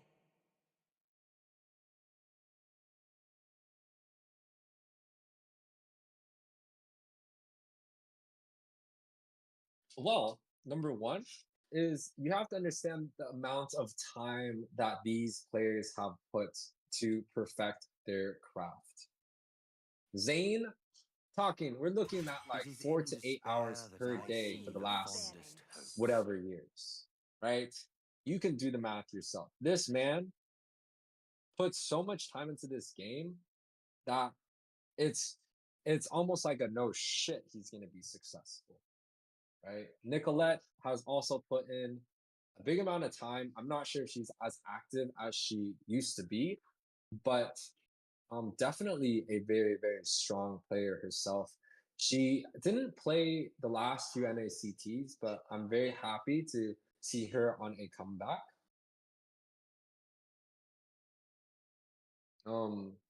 But you also have to know, like, she's been dominating this scene and has been playing with the tip of the top of the players for a very long time. Chris has led a squad of essentially nobodies into top 2 NACT grand finalists of the year. BTK went top 3. So you could say Chris and his leadership in OSP is huge, impact hugely, right? This guy did it by himself, has been on Gosu, now he's on BTK. I think he's just going for a home run and then he's gonna call it a day. Basic, we have to talk more about this dude. Literally went international, has done it all, been on Onyx, you know, was the leader of the Valley when they went, I think, top 10, top 8 in the world. You know, he's done quite well, and I think he was on what, the Ohio Brothers too. So, man's done a great job. And this XP, if he's Mr. Milo, well, you guys know about Mr. Milo. TOB went to, you know, MSC or whatever. He's got a pretty interesting history. But the success that he has right now definitely is very, very impressive also. You know, on 2 of the best teams. He went to Ohio Brothers and then now he's on BTK, so quite a well-rounded team. It's gonna be pretty hard to go against this. I'm watching Dark Souls level difficulty match here. I'm an official news reporter for the drama and the MLBB NA community. Biggest hater? Dude, I don't used to, but I've been hiding from all the dramas in North America on purpose. Just ghost from everything. So if you guys want to find me, You guys will find me in HOP. You guys find me in AES. And sometimes if you tag me in my server, you know, might come in and say hi. If we play chess, I'll definitely play with you. 22 rank matched with Zane. It's crazy. Zane has played so much. You know, the 22K rank matches with Zane, it doesn't even include all the Smurfs that he plays. That he played before. He's literally, he probably has about double those matches in MLBB, in my honest opinion. Which is more than 99% of the players out there, including everyone in this match. Maybe besides Basic, I feel like Zane probably has slightly more than Basic. But Zane definitely has the most experience coming in. BTK coming out with a very interesting comp. I disagree with it because it's 2 Magic, 2 CCs, and an export. Right? So if the enemy goes all tough boots, all Radiants, Athenas, it's going to be hard for BTK to have a balanced amount of damage. Now, on the other hand, BTK is a team that doesn't need a good comp to win.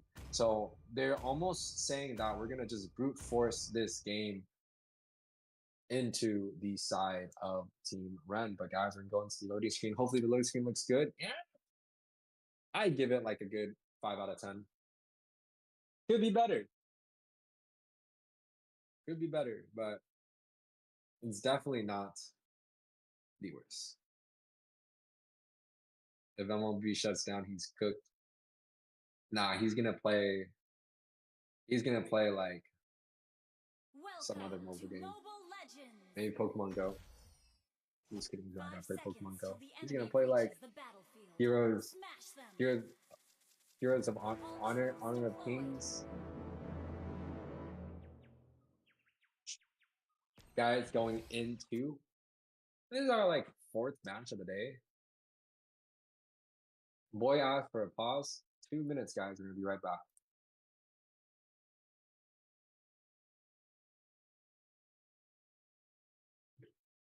And the pause chat works now. Beautiful. We have 1 match and we have a break, and then we got at 8.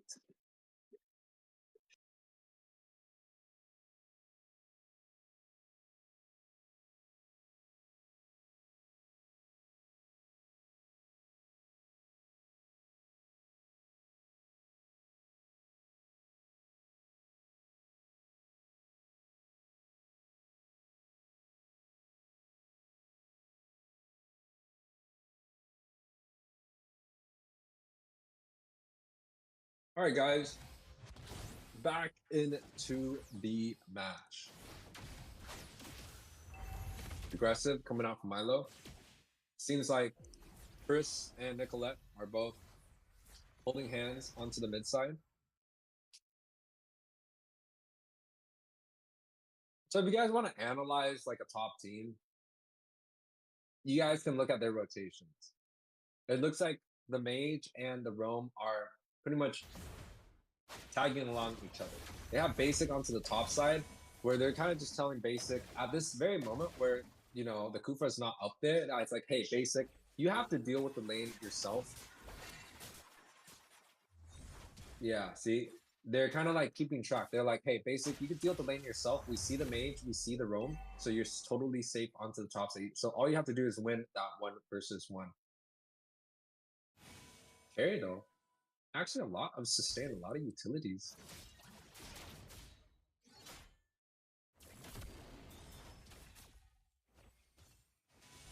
Basic pushing with like no health. Ooh. Flicker on Koopa.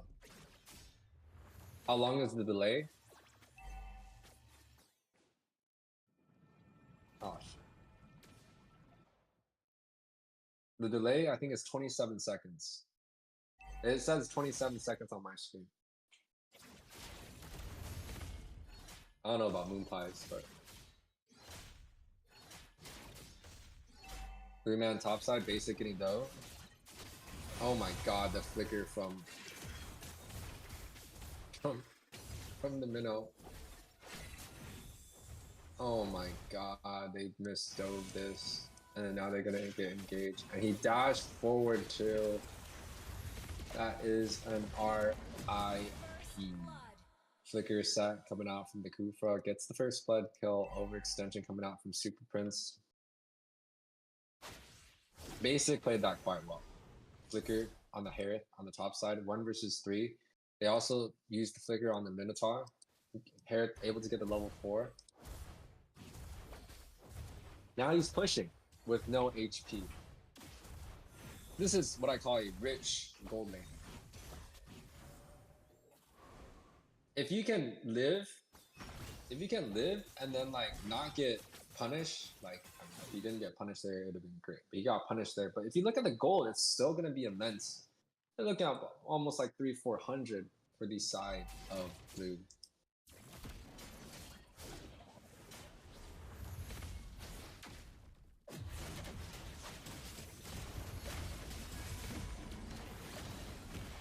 Zane, huge.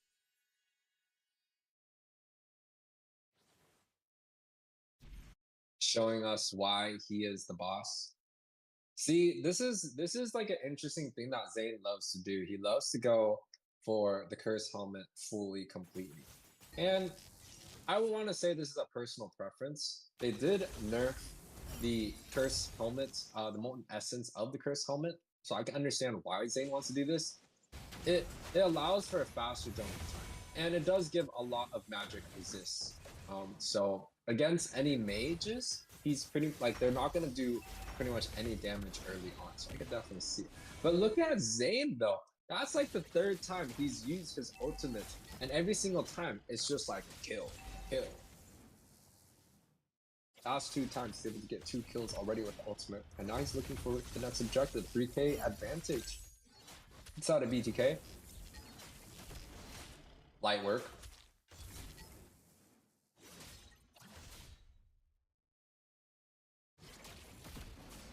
Valentina rotating topside, has the minimum alt basic baiting out. Dude, they're fast, bro. They got the wilderness blessing. Kufra gets the jump, misses.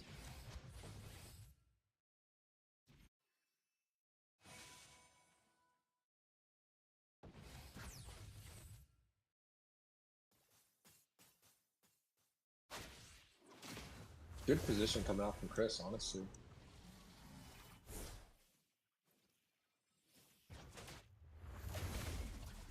Minnows can get picked off here. A bouncing ball. Double knockup. Valentina gets mid with Milo. They're looking to dive onto the top side. Zane. He's gonna ult. Nope. If he gets a knockup, he's gonna ult. He has 4. Chooses to back off, probably gets onto the top side tower. 5K lead, 5 minutes in. Very bad for the side of Team Ren.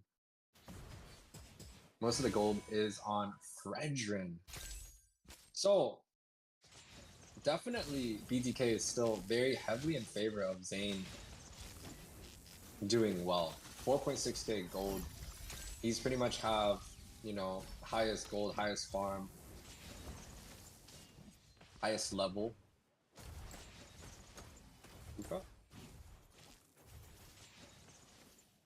3-man? 4-man?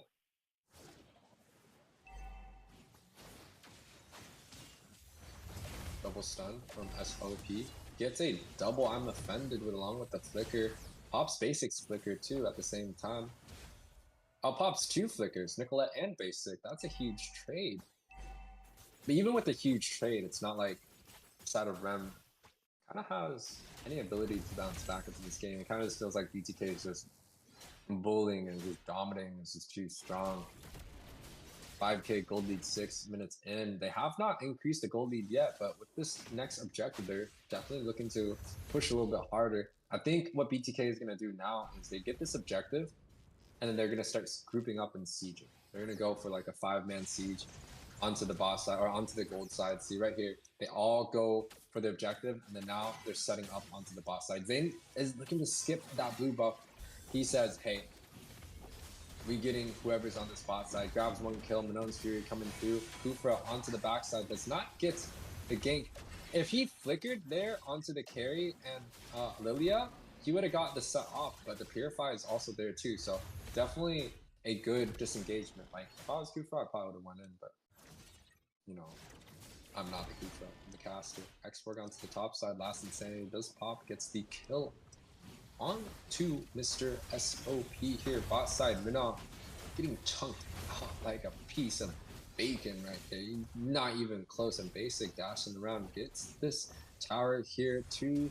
Looking at almost about an 8k gold lead, 8 minutes in. BTK on track to close out this game pretty cleanly. No problemo. Nicole? Just a little high. Like, look at the aggressiveness coming out from BTK members. They got one person on the bush on the top side, one person on the bush on the bottom side. They have all vision of their whole entire jungle. They ain't scared. Each one of their members is just, they understand what can kill them, what can't. That's what makes them extremely strong. Everyone is like watching. Everyone is like baiting out spells, movement, calculating what can kill them, what can't kill them. Ooh. Basic does die though. Little overextension. Lord is coming up 11 seconds. Chris, flicker.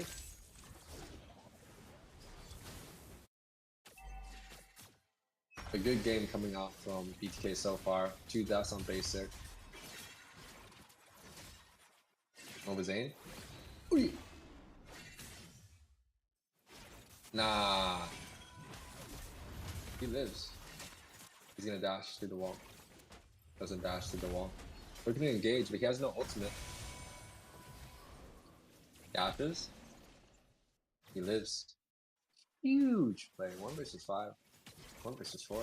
He's still going in. Ooh. I think he dies. No way. Huge play coming out from Mr. BTK himself. They don't even need him on the objective. 10k gold lead 10 minutes in. They're definitely on track to end this with this next Lord push. And if they don't end this on the next Lord push, they're definitely killing majority of the people, and they're definitely getting all the outer turns. But I cannot see them not winning this. That's a good pick off coming out from Chris. Picked off the only member that did not have the Purifier available. So Carrie and Lilia, Parrot is going to be able to eat them up, especially when they only have Purify and no Flicker. Export also going to be able to eat them up. Purify, no Flicker. Goal, Chris, pop Flicker. He's going to hit the Lilia. Nope, doesn't even choose to go in. Aerith is just able to take care of business, as he should, against Purified units.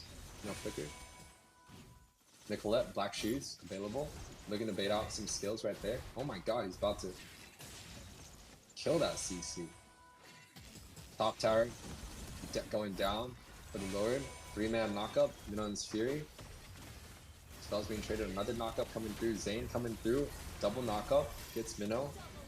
Picks off the Ruby also. Export going in, last Insanity. People are on the base, a 2-man set coming out from Chris. BTK takes this with absolutely no problem. Congratulations.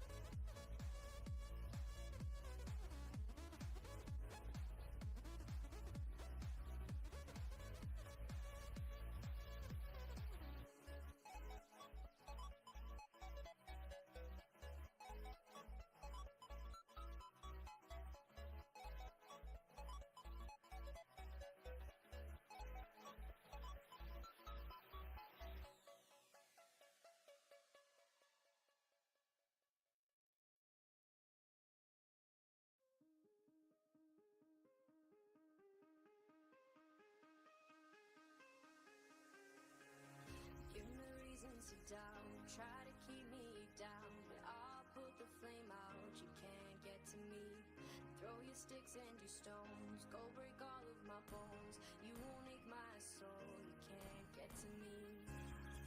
And there is no barricade that I can tear away. Shoot me down to fire away, away. But I'm a heavyweight. I'm a heavyweight. I'm a heavyweight. I'm a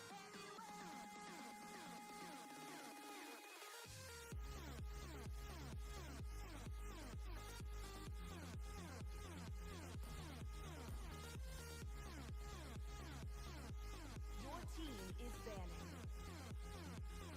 But I'm a heavyweight. I'm a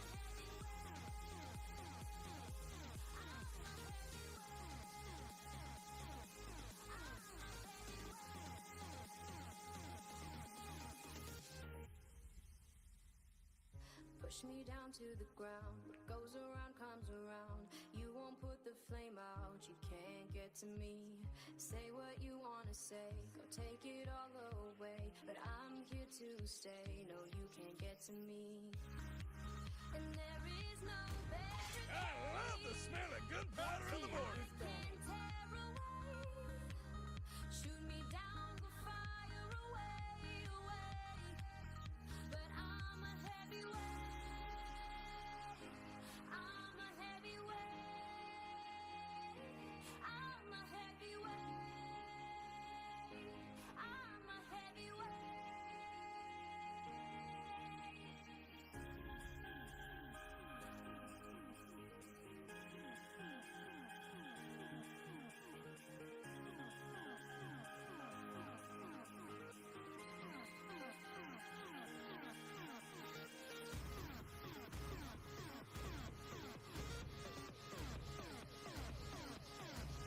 Sir, what's your command? Your team is banned. But I'm a heavyweight. I'm a heavyweight.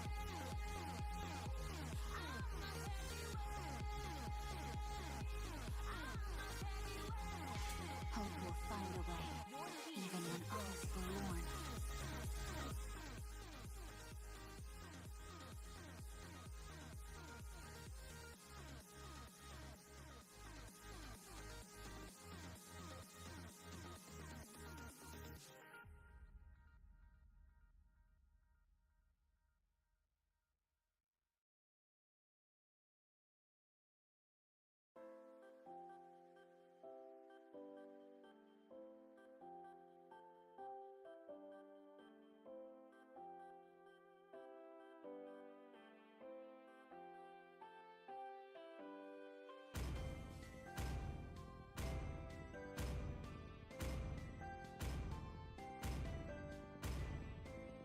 Always on the way. Your team is banning.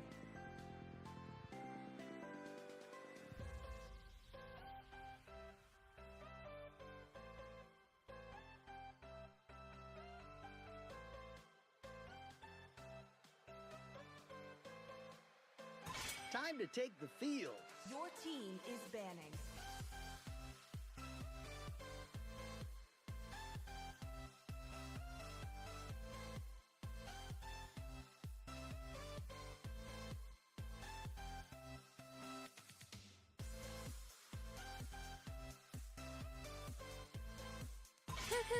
Horology is my craft. Your Sticky team is my main. picking.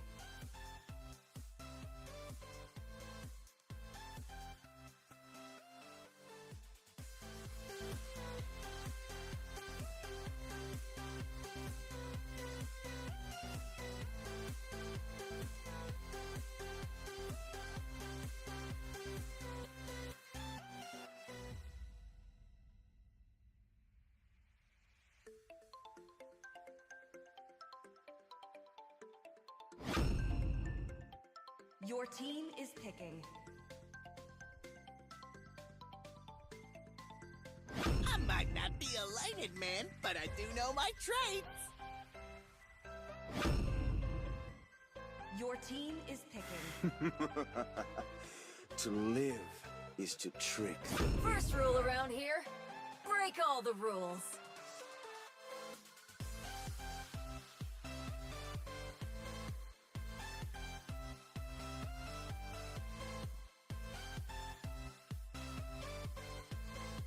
Do you want to make friends with Nana? Your team is picking.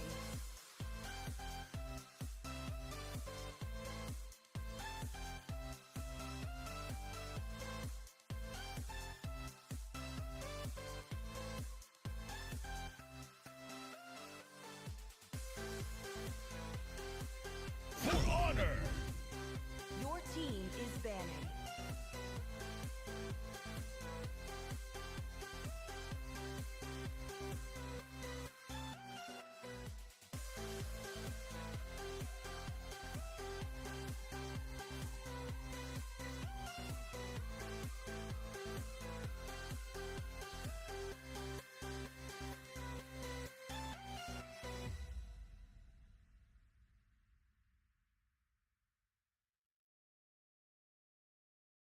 Light me up and watch Your the team world is burn! banning. Come on, Dexter. It's our Your showtime. team is banning.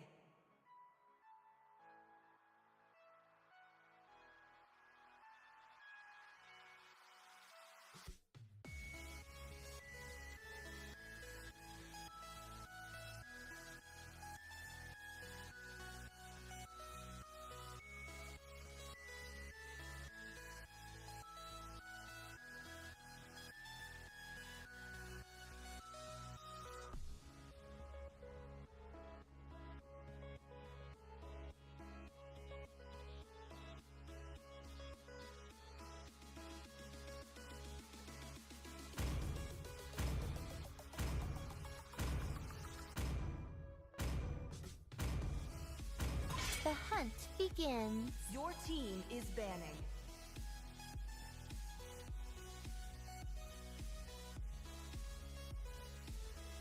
Let's hear from the crowd. Make Your some team noise for is yours picking. truly.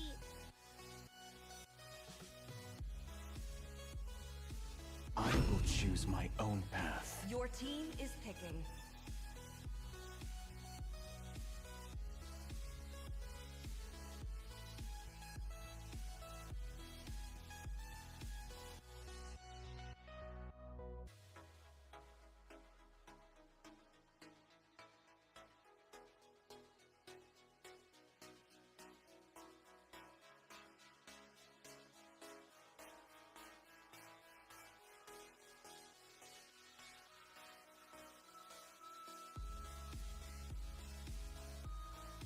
I have long awaited this glorious day!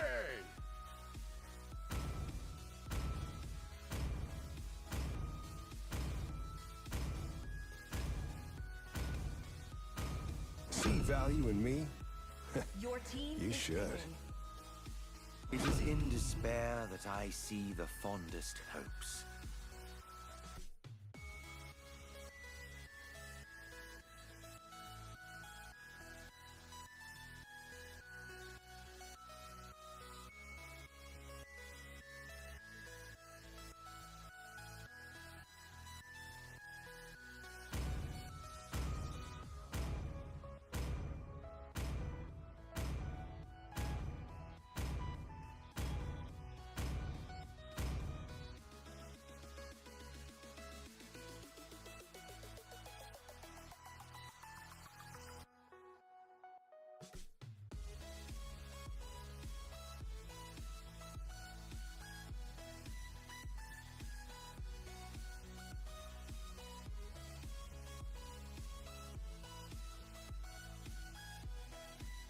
Welcome to Mobile Legends!